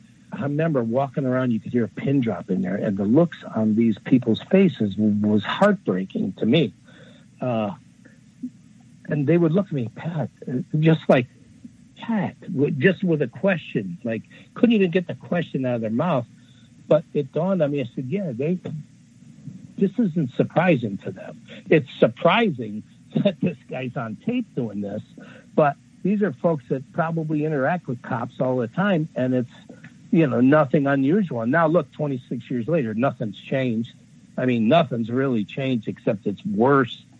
And it always pisses off my white cop friends when I say this, because they're like, why do you always bring up race? And I go, because in 46 years, it's in my face every day, defending African Americans or Latinos or whatever, and then seeing cops come in And because it's not Simpson, they get away with this a lot, and put their hand on a Bible and look that jury right in the eye with their uniform crisply pressed on there, say, no, here, and juries go for it. And that's why we now have, I don't know how many people exonerated off of death row, and there's millions, probably more, or hundreds of thousands or whatever, that have been spending untold years for something they didn't do. I mean, I have 2 or 3 right now that, I got one today that's a 1968 murder. Wow. I said, geez, I was in Vietnam when this case happened, and the kid, the lawyer, he wasn't even born yet. And yet, they uncovered in an old DA's file all kinds of Brady material. That it's ballistics. It's too long a story to get into, so I'm like jacked up about this case. But this guy's been in custody since 68. How many years? That's 50 years. He could be one of my, longest. I've got a couple others that have spent 30 years and 40 years. And it's just so scary because every time I get this, I think back of, 30 years and what my life has been. Okay. A couple of children, a couple of grandchildren, freedom, ball games, fun, this and that. And these people have missed out on a whole lifetime of experiences because of some son of a bitch that got on the stand, put his hand up and lied. And then, the prosecutor went along with it. And, friends, I talk a lot. I say, you know how hard it is to convict an innocent man? Everybody's got to be on the same page. The cops, the prosecutors, the media, the judge. Okay. So the only reason, for example, OJ or Casey Anthony, these people that have juries that are sequestered, they're not listening to that crap on TV. So they sit and they listen to the evidence and they pay attention. They go, man, I don't think so, not guilty. And then the people go nuts and bitch about jurors. But I don't know. I'm off on a tangent here, going. It gets me so jacked up sometimes talking about this stuff. It should. It should. It does. I mean,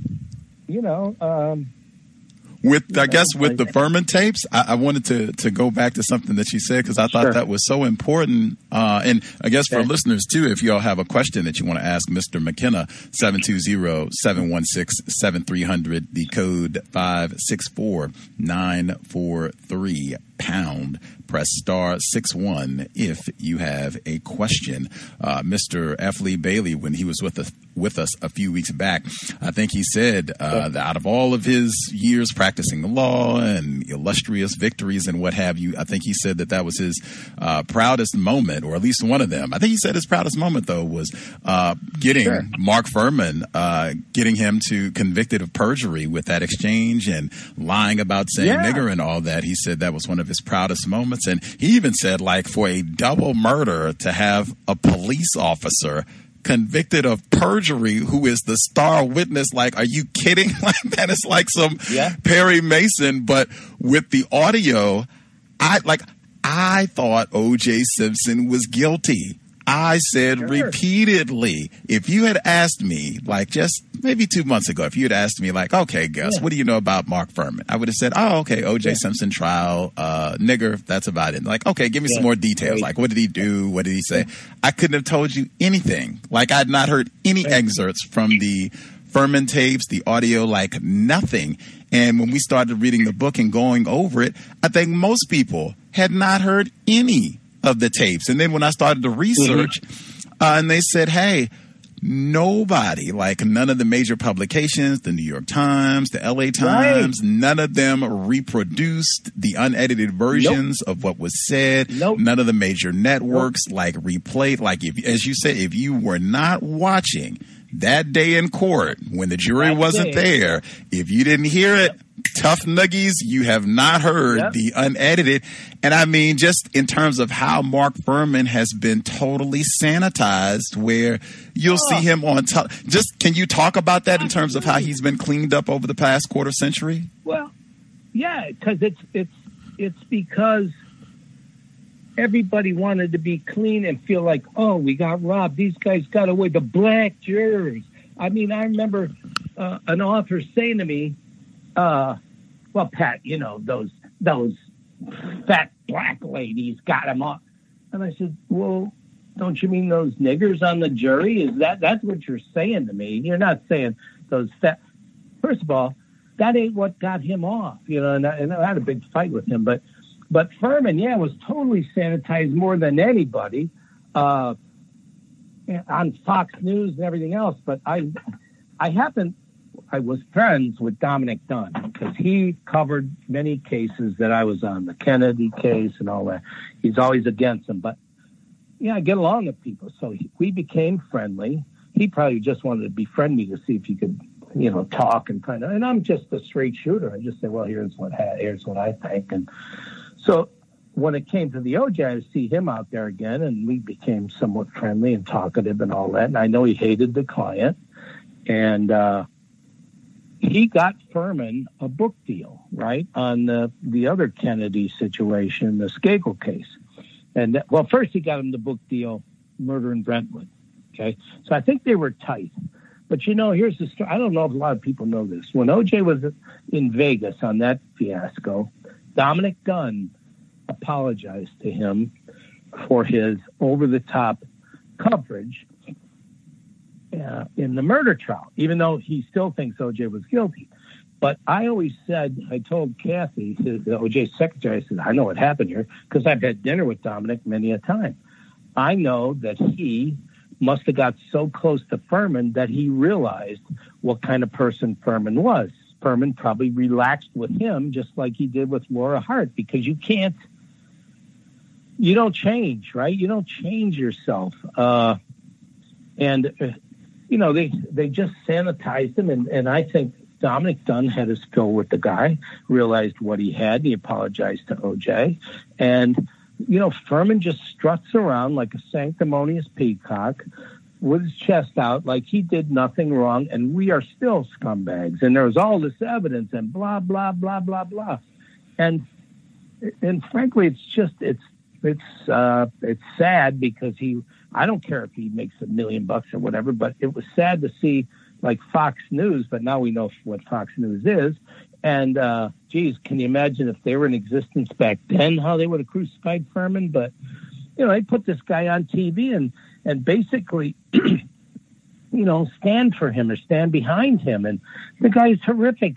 Gus, if you had the time to listen to all these tapes, you'd be sick to your stomach. You can't believe. And this isn't, what did he say? It was a role for a movie or some shit. They tried to say that he was, sorry, I cussed again. This is only the least amount of cussing I've ever done on an interview.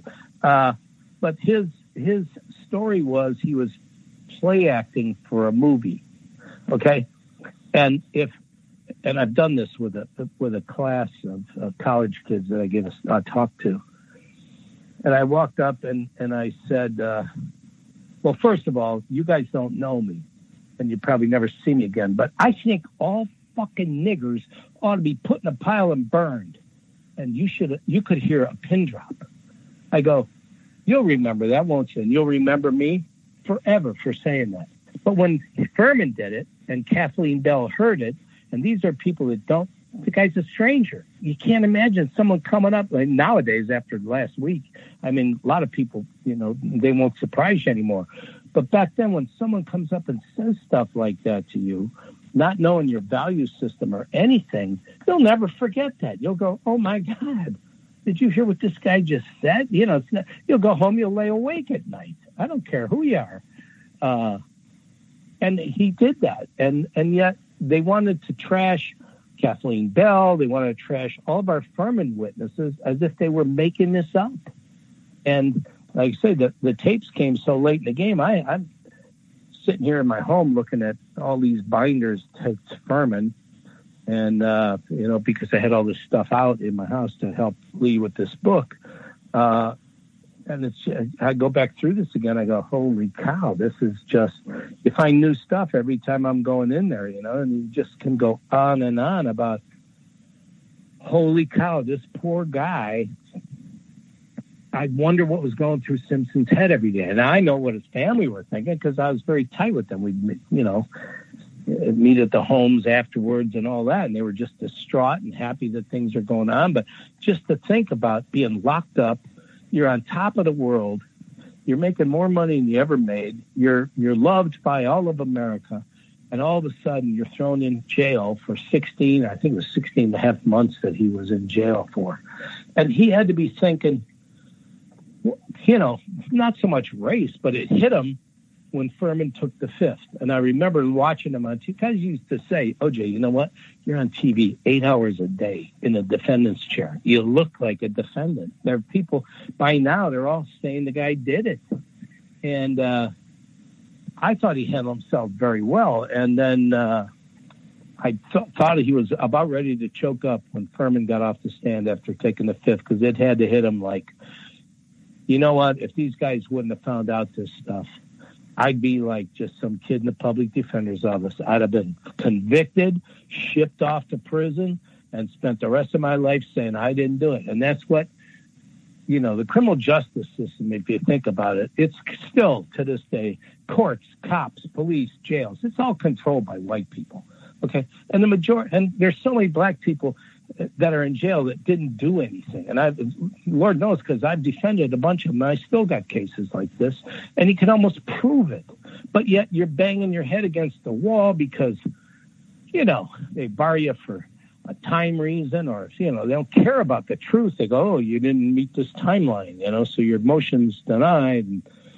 And it's just so sad to well, you know, spend your whole life, not that my life hasn't been sad, but I mean, it's sad to see this your whole life.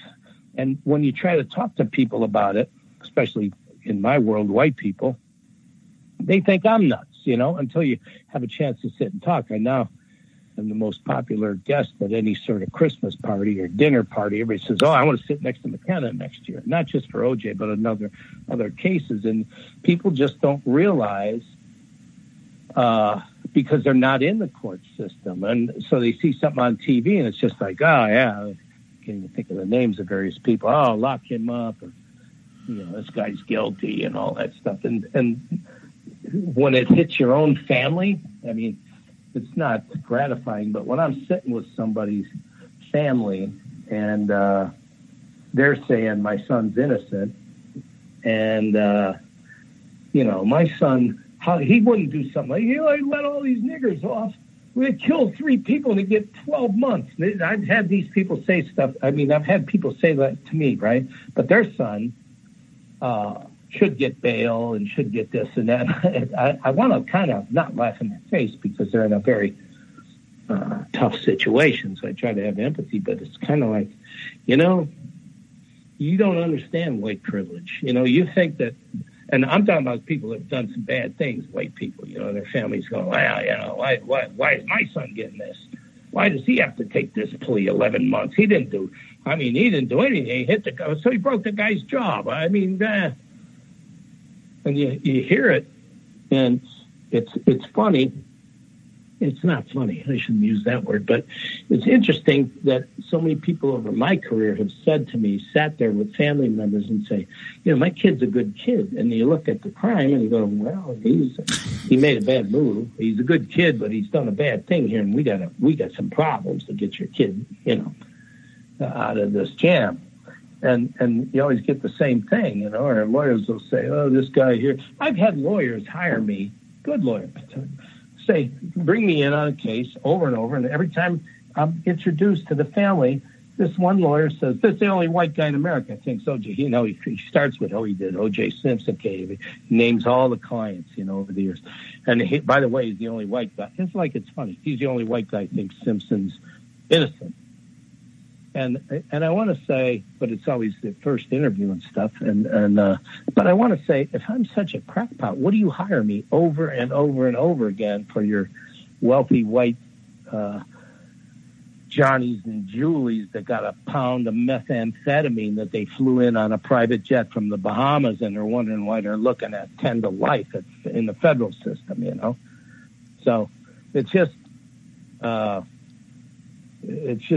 don't know how to describe it. You know, it's just kind of sad, and it's, you know, stuff I talk to my kids about. I go, you know, just, you know, because people say, hey, Megan, your dad's crazy. You know, my daughter had all that crap during high school when I was on this case. and just sad to see. And God only, I'm in a little tiny port in a dot in the ocean of the probably injustices in this country, and we're supposed to have the best system, you know. And anyway, I better get off this soapbox. But let me nab one of our callers for you, Mr. McKenna. Okay, good. Our caller in New Jersey. Did you have a question for Patrick J. McKenna, one of the investigators for the OJ Simpson defense team? Did you have a question, sir? Hey, how you doing? Hey, Gus. Call out of New Jersey. When I was looking at when I remember the trial, I just remember seeing the Goldman family. Right. If I'm not mistaken, is that the father with the very like thick mustache? That's the Goldman. Yes. Yeah. Okay. You know, with all this evidence, you know, with all the information that you provided, and if he was if he was sitting in the courtroom all this time, you know, how could the family, you know, I know you're grieving, you know, a loved one's death, but with all that damning information in favor of the defendant, Simpson, how could they still to this day come to the conclusion that he's guilty? And why would they so? I'm sorry. No, go ahead. And why would? No, go ahead. I was going to say because their information came from the prosecution and the police, who convinced them.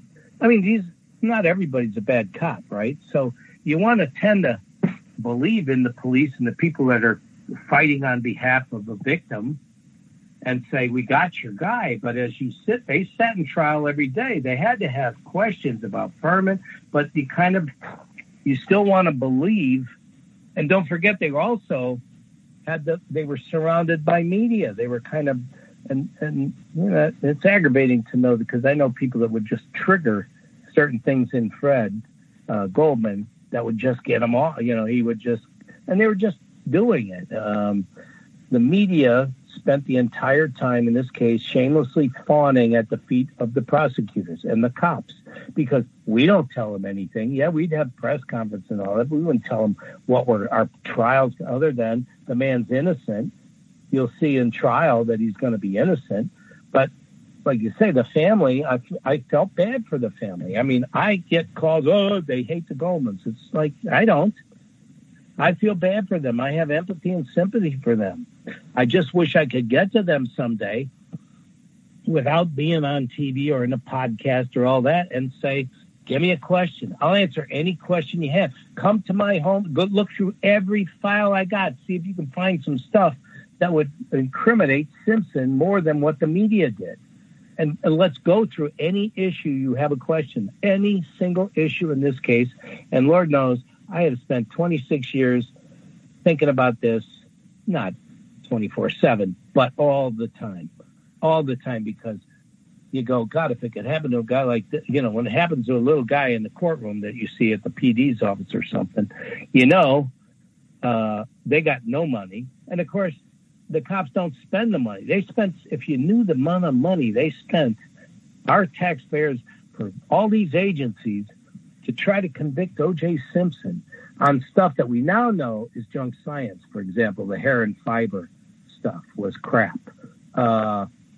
And just so much stuff. I'm getting away from your question about Mr. Goldman, but I understand why he's so angry, and it's because I think his mind is closed. Then they had the civil trial, and you know, they got a victory against OJ. I still think some of that was badly presented by their side. You know, the shoe, all that stuff with those shoes, those pictures of shoes, I think is complete hogwash, made up stuff. Because if it was there, why didn't it come forward in a criminal case? Because, you know, Marcia Clark, anybody would love to have that. That would have been the most incriminating stuff of all. But, you know, the FBI did the most exhaustive footprint exam in the history of the FBI, and nothing came back to Simpson. Then all of a sudden, the civil trial, we got these pictures by guys. You know, I could have put Prince Charles in those shoes if I had that kind of graphic skill. And so, and we weren't allowed to look at that or examine that or have time with that. So I understand why the Goldman family is so upset, and there's nothing I can do about it except offer the opportunity to sit with them and instead of in front of TV cameras, come to my home, or I'll bring all my stuff to your home, and you ask me any question, I'll find it. I'll get in one of these boxes and pull out your question or refute your question with what is factual that shows Simpson didn't murder your son or his ex-wife, the mother of his children. So, okay, I have one more question. Sure. Okay. So, you know, now that case is in the past, what do you think is the greatest motivator factor for people not revisiting the case and saying we may have got it wrong? Do you think it's money because the OJ guilty industry has been very profitable, or racism? Which of the two is the stronger factor? It's both.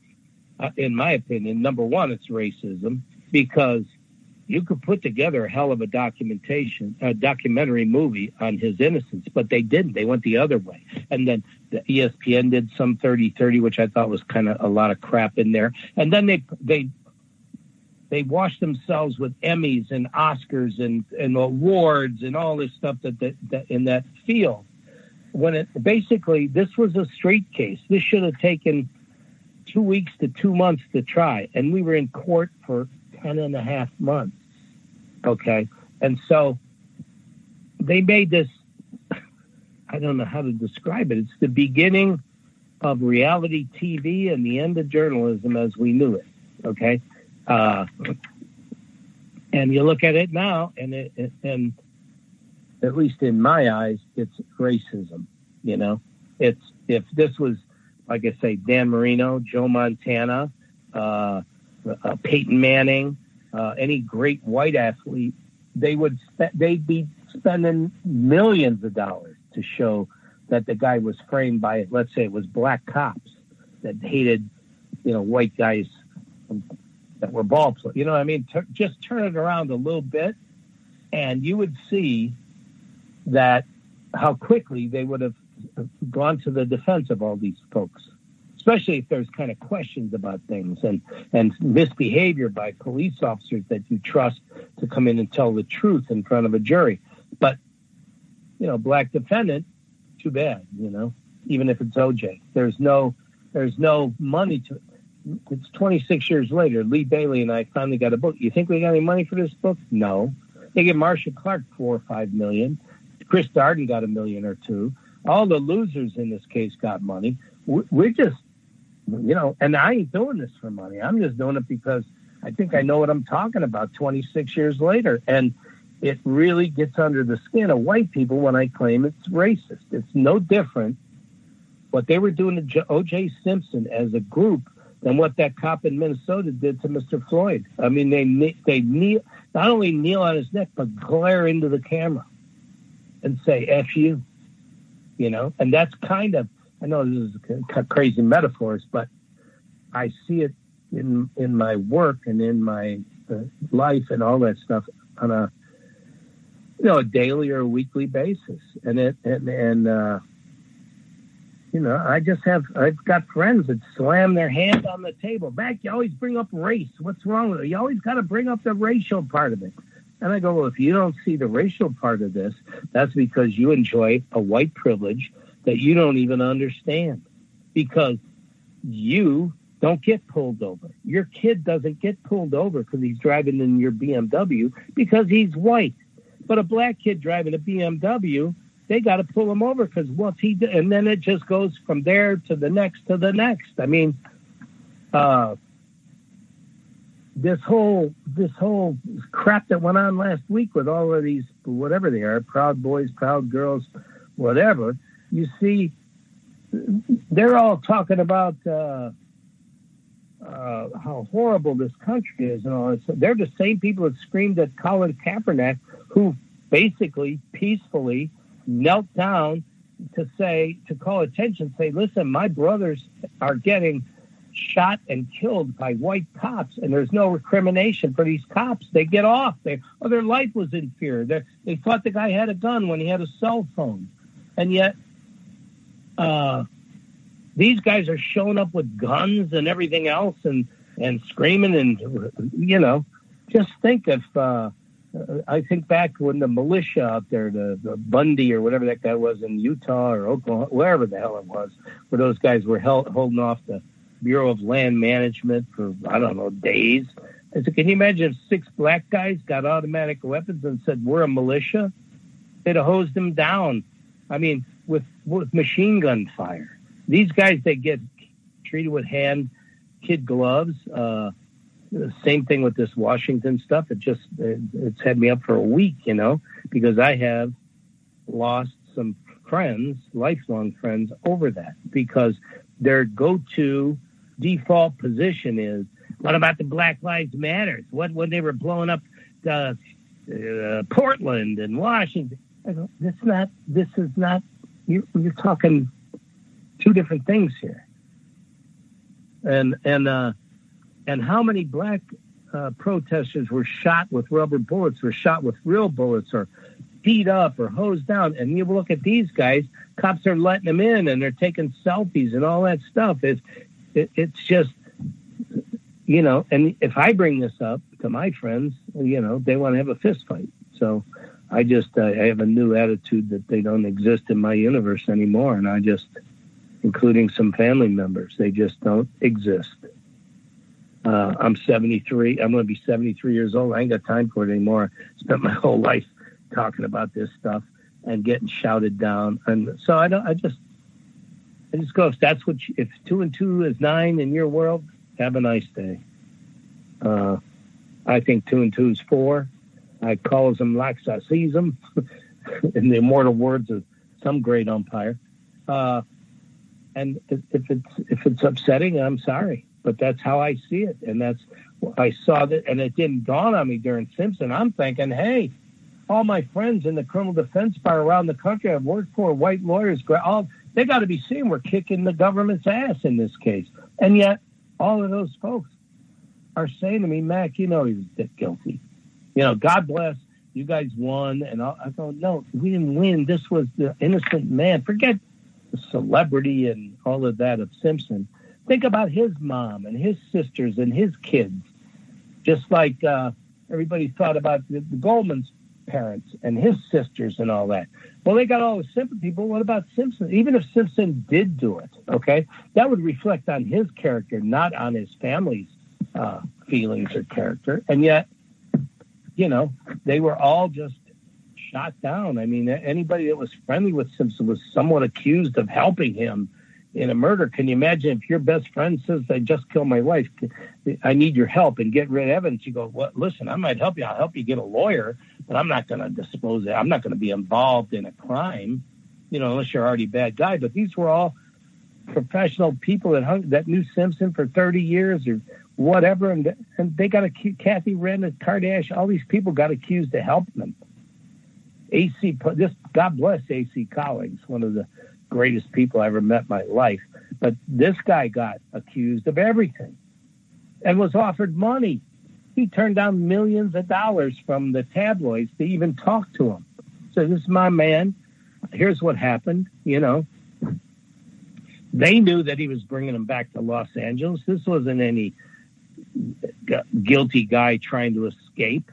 He went to the the funeral. Or not the funeral, the cemetery, to pay his last respects before he was going to turn himself in. We've talked about this a million times. I said the mistake was doing that. You should have first gone down and had a press conference in front of the police department saying, I'm turning myself in today. I didn't do this. These people will show you by the time. But, it's easy to look back and say coulda, shoulda, woulda. But certain things he did turned out to have everybody think, oh, yeah, he's guilty. So I don't know if that answered your question about Mr. Goldman, but thanks for letting me rant again. But, yeah, it's racism, in my opinion. That's why you don't see anybody coming forward. Listen, we couldn't get a book publisher to help us. You know, for years we've been trying to do it. And the same story. Well, this country isn't ready for an OJ Simpson book. Bullshit. There's ready for if you said he did it, then we'd sell 100 million copies. Just so people could say, see, I was right. When you say you've been wrong for 26 years, no one's going to, you know who's going to read this? Maybe your younger listeners that only heard about this. Not my generation. My generation, you know, told their kids he's guilty. It's the kids that I talk to when I go to a college class or something like that. They get interested. They say, wow. But they've seen their whole life. They've been seeing this kind of racism and stuff. So you go, hey, way back when, look at this case from way back when, before you were born. Here's what happened in this country. So when you see what happened last week, it's not hard to imagine what happened in 1994. At least it shouldn't be hard to imagine. Anyways, I'll settle down here for a minute for your next question. Sorry about that. Thanks about it. I'm done. Thank you. All right, man. Thank you. Nice talking to you.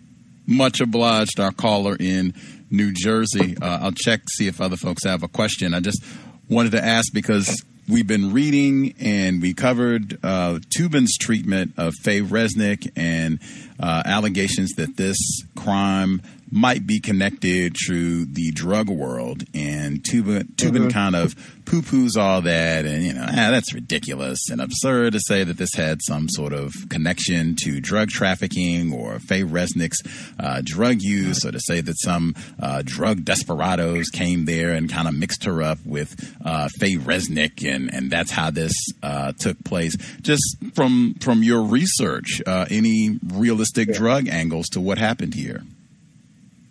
The only thing that I would say is, and being here in South Florida, I've done a lot of drug cases, trust me, since the 70s. And I've seen Colombia. If Nicole Brown owed a bunch of drug debt, the so-called dealers, the bad people, Mexican people, they would lean on OJ Simpson to get their money. They don't go out to try to kill people. They want to get their money. They're on this for money. So the only thing drug related to me was Faye Resnick was in an in-house inpatient drug program the night of this murder.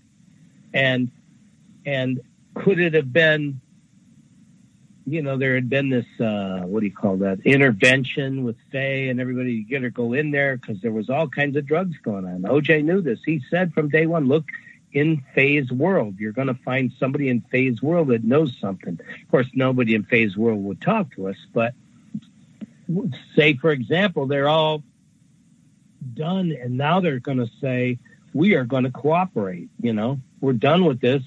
Just leave us alone and we're going to tell the cops. Well, that could piss off a drug dealer. So maybe that angle might work, but I just don't, you know, this is to me no different than a million cold cases out there. Yeah, maybe drugs were involved, maybe something, but they don't know who did this. And so what happens when there's a murder tomorrow, for example, and what does the police say if they don't catch the guy in the act?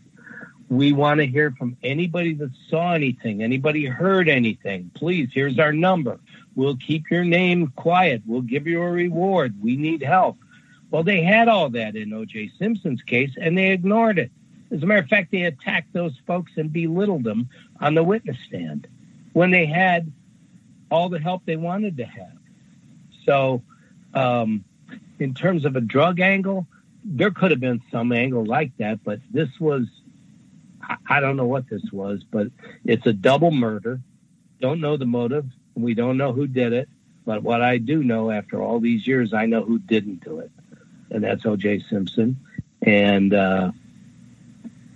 you know, I don't know what else to say. You know, it's just, like I said, it's hard to argue with people. I don't argue with them anymore. I just go, give me your best shot and I'll tell you what I can say to address that issue or this issue or whatever. But I don't know.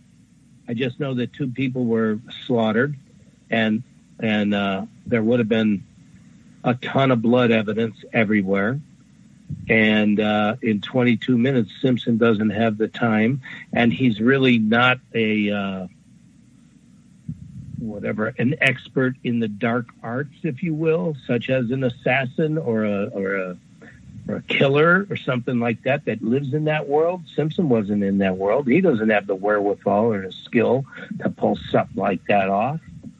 The average guy like you or me, except he had a great football career. But, you know, any one of your listeners tonight that's thinking about killing somebody could spend all night long thinking. I'll guarantee you're going to get caught, or you're going to leave evidence, or there's going to... So, you know, just this case was so... the more it goes on, the easier it is for me to say there's no way this guy did it. And there's a way that I believe Mark Furman planted the glove. And there's a reason why there's so-called evidence in the Bronco. I think he took the glove from Rockingham, stuck it in the Bronco. Then he brought him over to look at, quote, the little blood dot on the side of the door. He's made a mistake or two in his testimony when he talks about opening the door and looking in with his flashlight. He opened the door, and where the blood is, the so-called smear, is also telling, because it's on the passenger, it's on the console, between the passenger seat and the console. So it's much easier. Open the door, stick it there, okay, close the door, and then later take it out of there and put it on the air conditioner. It's insane to believe O.J. Simpson slaughtered these two people and has very little evidence except for this glove at his Rockingham home. So each little issue you could go for days on, and we tried to do that in this book. I mean, I tried to get every stack of testimony from the prelim, from the trial, from the civil trial, from police reports, for all of this stuff, and say to the reader, like, you know, go to for example, drugs. Start looking at the various drug angles and go to the various testimonies and all that sort of stuff. And I mean, Faye Resnick, she was in hiding from, quote, OJ's people to do this book because she was afraid they would find her and kill her. Her book was a load of crap. Okay. So, and guess what? She's still alive. So where are all these OJ people that wanted to kill her? I mean, she made herself some sort of victim. She's the one that'll go to the Goldman family and look them in the eye and say, oh, I don't know anything about this. You know, they'd laugh her out of they wouldn't laugh her out of the room. I'd laugh her out of the room. So. Let's see. We had a person dialed in. Emma, did you have a question for Mr. McKenna? You should be with us. Emmy, did you have a question? Hello. Can I be heard? Yes, ma'am. Thank you for taking my call. Greetings, everyone. This is my first time hearing Mr. McKenna, and I didn't hear at the very, very beginning, but I did want to know, as I'm listening to him speak, did you already ask him, guys, with your definition of racism and white supremacy? Has he already answered that? I did not. I was so excited to get to the OJ information.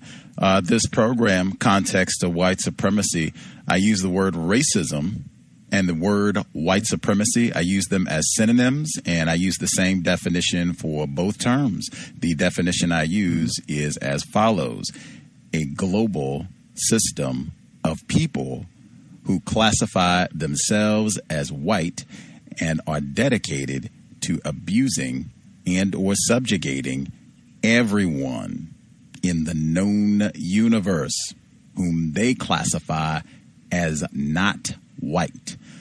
Do you think that definition is accurate? Do you think such a system exists, Mr. McKenna? Of course I do. Like I said earlier, if you look at in my world, the court system. So the court system, the police system, the trial system, the jail system, the prison system, it's basically controlled, if you will.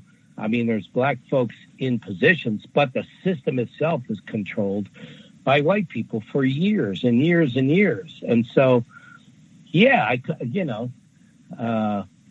guess I sound a little radical, but I'm just going on my own experience. You know, I'm oldest of 10 kids. My dad never used that word. We grew up in the south side of Chicago in a blue-collar family. We never heard that word. We never heard,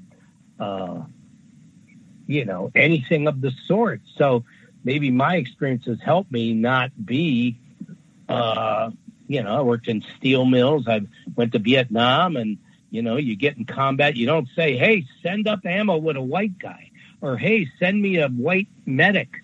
I'm wounded.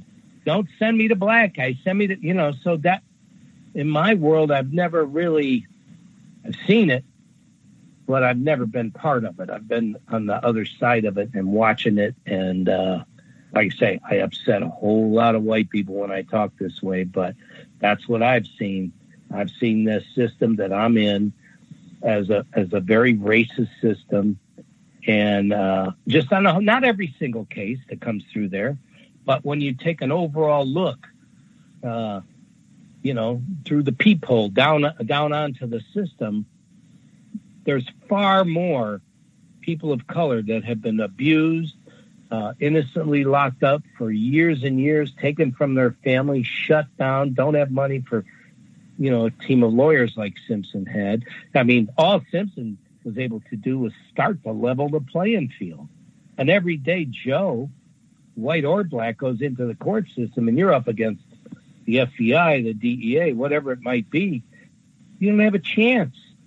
You don't really have a chance, and you don't have the money. But at least in Simpson, you had enough resources to at least kind of level the playing field and bring in some people that have done this for a long time and have seen this sort of stuff. And we all fight the same battles every day.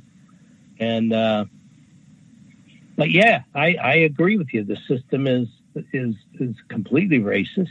And if anybody doesn't believe it, you might want to look at the TV video from last week in the Capitol building and seeing these freaking people, these Duck Dynasty, not just the Duck Dynasty types, there were military people in there. And there's these kind of folks I remember saying that the FBI had done a report that they were concerned about white racist nationalists infiltrating the police department. It's like, oh, no kidding. Did you ever hear the name Mark Furman? We could start back 25 years ago. Now, 25 years later, it is infested with white supremacists. But they're, they don't come into work every day wearing horns on their head and screaming all that, but they're insidiously all through the system. Okay, and whether it's in the government or in the police or in government agencies or even sitting on the bench, it's there. Whether and it's not going to go away. That's my fear is it's going to be a long time to erase this. And will we ever? I don't know, but got to start somewhere, and we ought to start now and keep our knee on the necks of the white supremacists. But I'm just one little guy and speaking my opinions, but that's what I've seen, and I'm not making this stuff up. I've just seen it with my own eyes, heard it with my own ears, smelled it with my own nose, and teach my kids a different thing. I teach my kids the right way. I journal stuff now for when my grandkids are old enough to say, hey, Pops was a pretty interesting dude, wasn't he? He's against it all, all that stuff. I feel like I'm in a minority now, except when I'm talking to my friends, and everybody's like appalled at what's going on the last 4 years and what's going on right now. So, good luck to us as a nation. So, anyway, do you have any more folks that I couldn't really understand the woman? I need your help on that, Gus. I couldn't understand her question. I couldn't hear it. She did sound a little muffled, but she wanted your response to the definition, which you answered in the affirmative. Emmy, did you have another question for Mr. McKenna? I'm sorry that you couldn't hear me that clearly. I have a mask on. Anyway, being safe. Yeah, yes, I do apologize. Hey, I'm not one of those people. I will wear my mask. Yeah, girl. that was my question. And I didn't really have a follow-up one other than, actually, I did, just to clarify a little bit, because his definition, do you classify yourself as white, Mr. McKenna? To classify myself what? As white. Are you classified as white? Yes, I'm a white As male. white, Yeah. white. Yeah. Okay. I asked for clarification. I don't know what you look like. But also in his definition, so it, I think, encompasses all those who classify themselves as white as participating, upholding, and maintaining the system of racism, white supremacy. Would you agree? Well, I agree that happens. I don't agree that I do that. I think I fight the system on a daily basis, even though my skin is white. I forget what Johnny used to call me. I was a black man. Oh, he used to call me, I was a black man trapped in a white body. And we would do that jokingly, you know, but just because I speak out about it. I mean, we used to be somewhat of a celebrity, right? The investigator. So there was 3 of us that used to leave when we were at Shapiro's office, leave his office about 8 o'clock every night, go get dinner across the street at ABC, whatever it is over there. And there was me, another investigator, white guy, and then our IT guy, Howard Harris, my friend. He was just here at my house earlier. The black guy that did all of our, remember the Elmo and all that in court? He kind of, I always give him grief. He looked like Peebo Bryson, but he's the guy that does the Elmo in the trial. Kind of, we call him the quiet man. But I remember saying one time, we'd go to this restaurant every night, walk in, and I forget the fella's name, the maitre d'. He was a Persian fella. And he would always say, hey, Pat, or hey, John, hi, how do you shake all of our hands? Never once in 3 or 4 months did he shake Howard's hand first. He always shook me first, or John, and then Howard. Or me, John first, me second, and then Howard. But it was always Howard. I bring that up one time. I said, did you ever notice how, God, what was his name? I forget his name. But I said, did you ever notice, Howard, how, and I was saying this in front of John, how he always shakes your hand third, the black guy.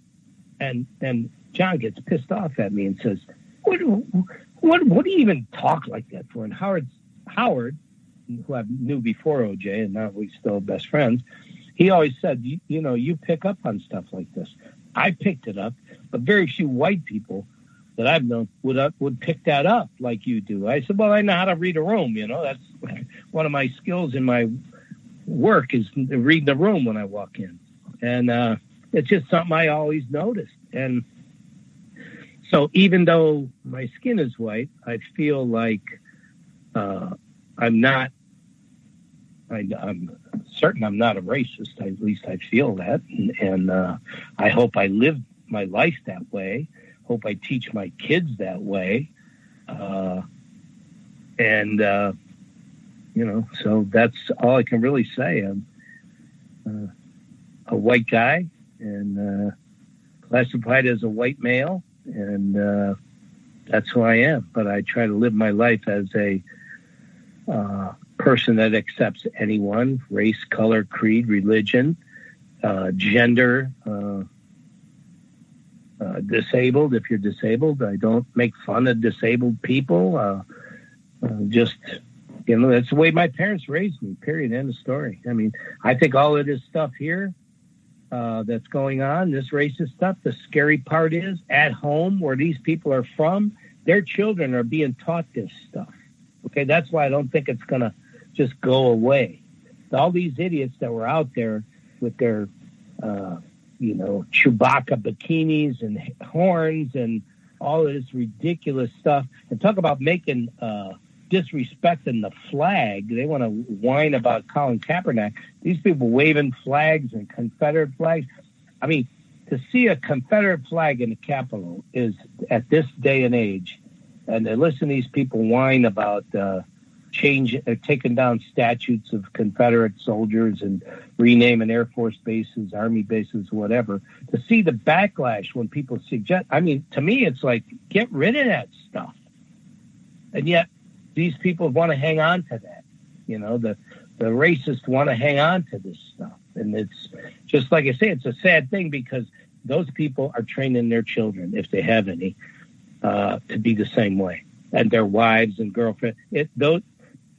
Whatever was out there, 1,000 people, there's 50,000 of them right behind those people that think the same way they do. And it's a scary thought. So, anyways, there you have it. Did that answer your question, Emmy? It did. And then I have one follow-up. May I, Gus? Yes, ma'am. Sure. As a man who is classified as white, actually it's, I guess, a two-parter, and then I will mute myself after that. Do you think that people who are classified as white are greatly pained by the system of racism, white supremacy? And then how do you think, or what do you think will bring about, as a white man or a man classified as white, will bring about the end of the system of racism, white supremacy? Thank you for answering my questions, and thank you guys for taking my call. Sure, Gus, you need to help me because it was muffled and I didn't get the question really well. I put my thinking cap on so that I could listen closely. So her two-part question, she says, part one, she says, do you think white people are sincerely pained about racism? That was one. And then the second part is, what do you think, as a white man, what do you think it will take to bring about the end of the system of white supremacy? Okay.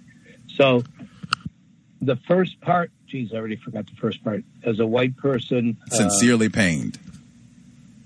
Sincerely pained?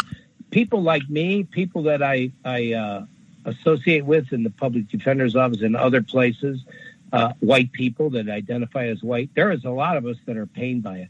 But we're a minority, I think. It's scary to say, but I think I'm a minority in my generation because when you bring it up, I get the same kind of, like I say, the default position is, well, what about Black Lives Matter? And what about this? And what about that? I mean, to me, that's just as racist as, that's more racist than listen to what I just said to you, to the person. And so in terms of pain, I don't think the majority of people are pained. I think they will sit in their white privilege and go, well, they can't. I mean, there was no black people last week the only black people I saw in the Capitol were the poor cops that were trying to keep these racists out of there. Okay.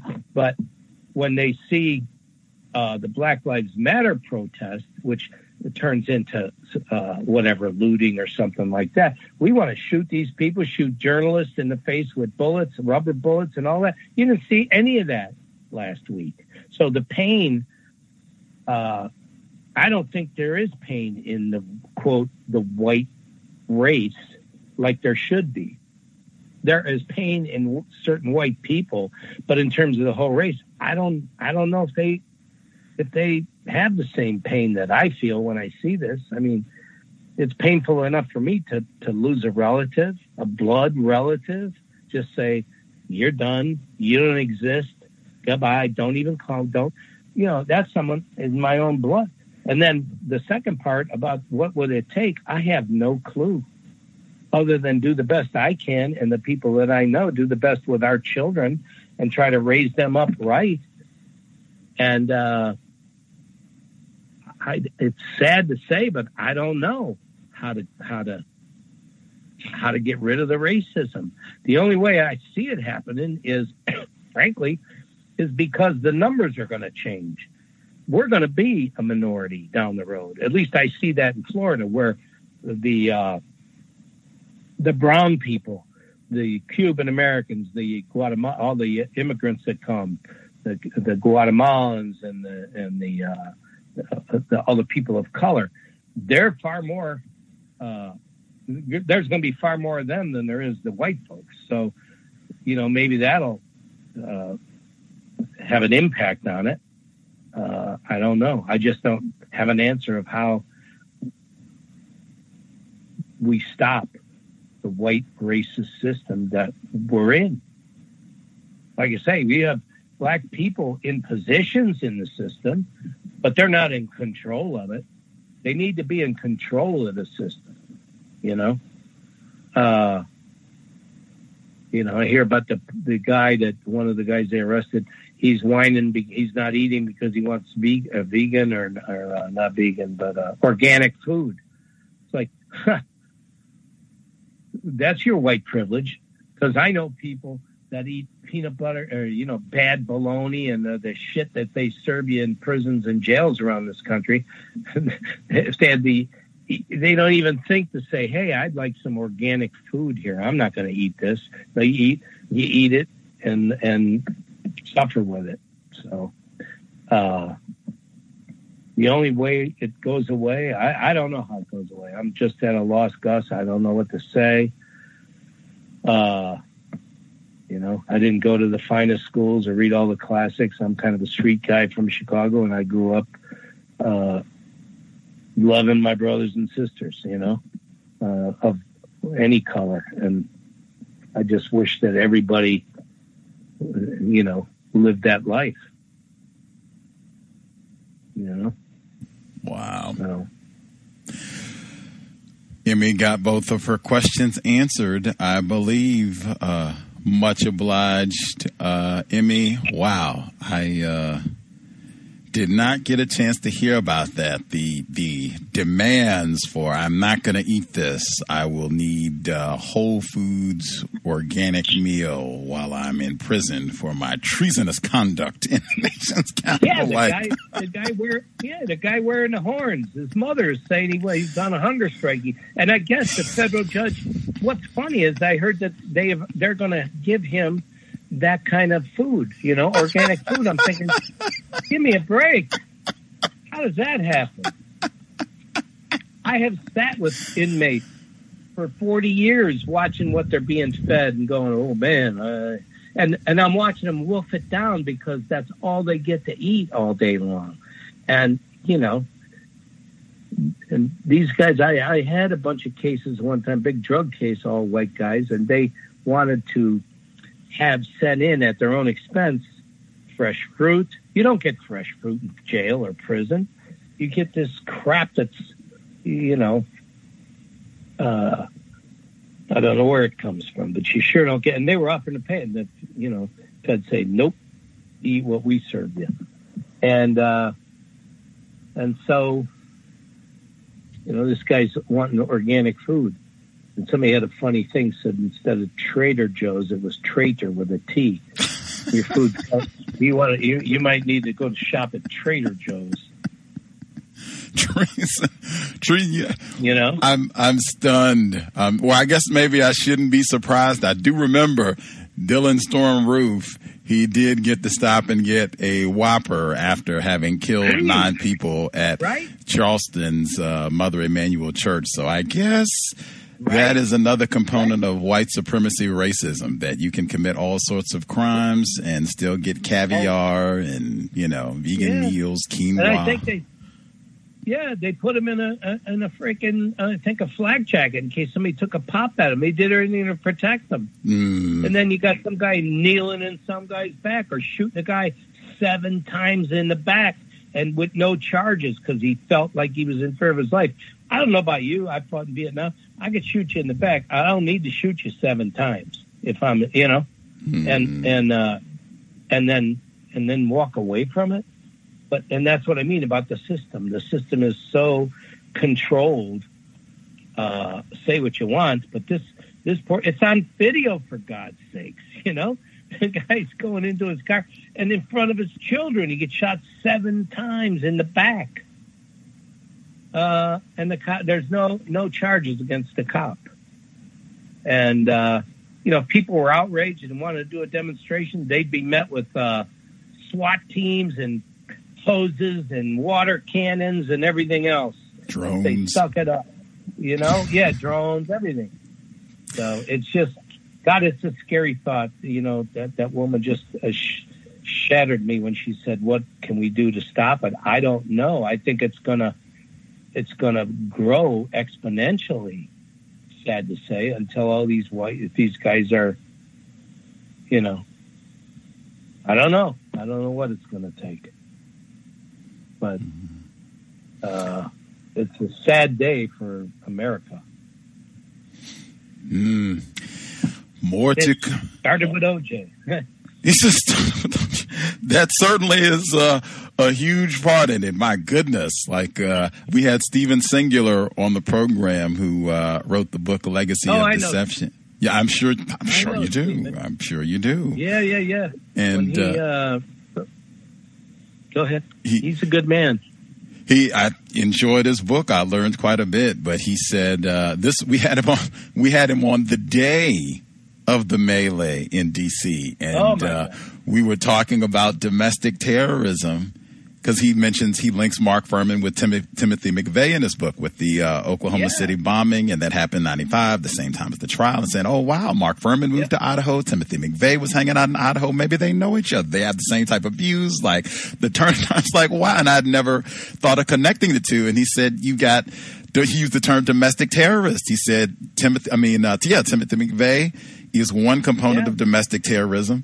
And he said Mark Furman is another component of domestic terrorism. And I had never thought of, wow, Mark Furman is a domestic terrorist. And it was last Wednesday, the day of everything going to that is white supremacy racism is the domestic terrorism. And Mark Furman would be a great point to illustrate. And without a doubt. Allowing that to fester for 25 years. And here we are. And what do you think?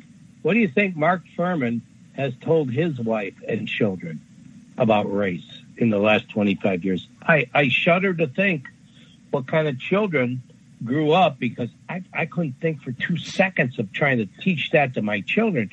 But I'll guarantee you, and he wasn't the only guy in the LAPD, okay? I mean, we can go for hours on that, too. Mark Furman was part of a whole group of people. As a matter of fact, way after this case, there was a federal judge that called the LAPD a racketeering enterprise for what they were doing to people of color. They were beating them up in the basements and setting them up and planting guns and evidence on people because, quote, they're gang members or they're people that, you don't even want to examine anything about them or their life or anything. They just want to set them up and lock them up.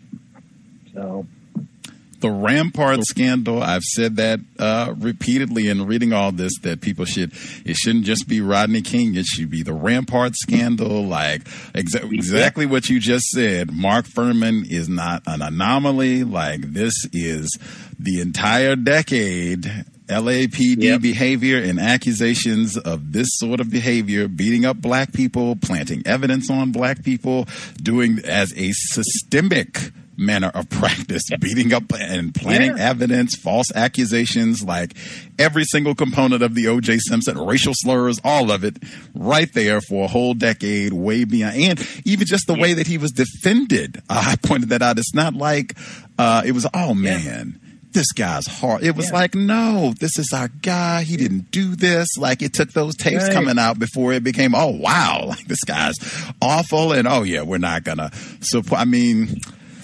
lots to study. Mark Furman, and again, the way he's been sanitized, that again is systemic. That's not just one person. That is group activity to protect and restore honor and all that to Mark Furman. So he's not such a bad guy.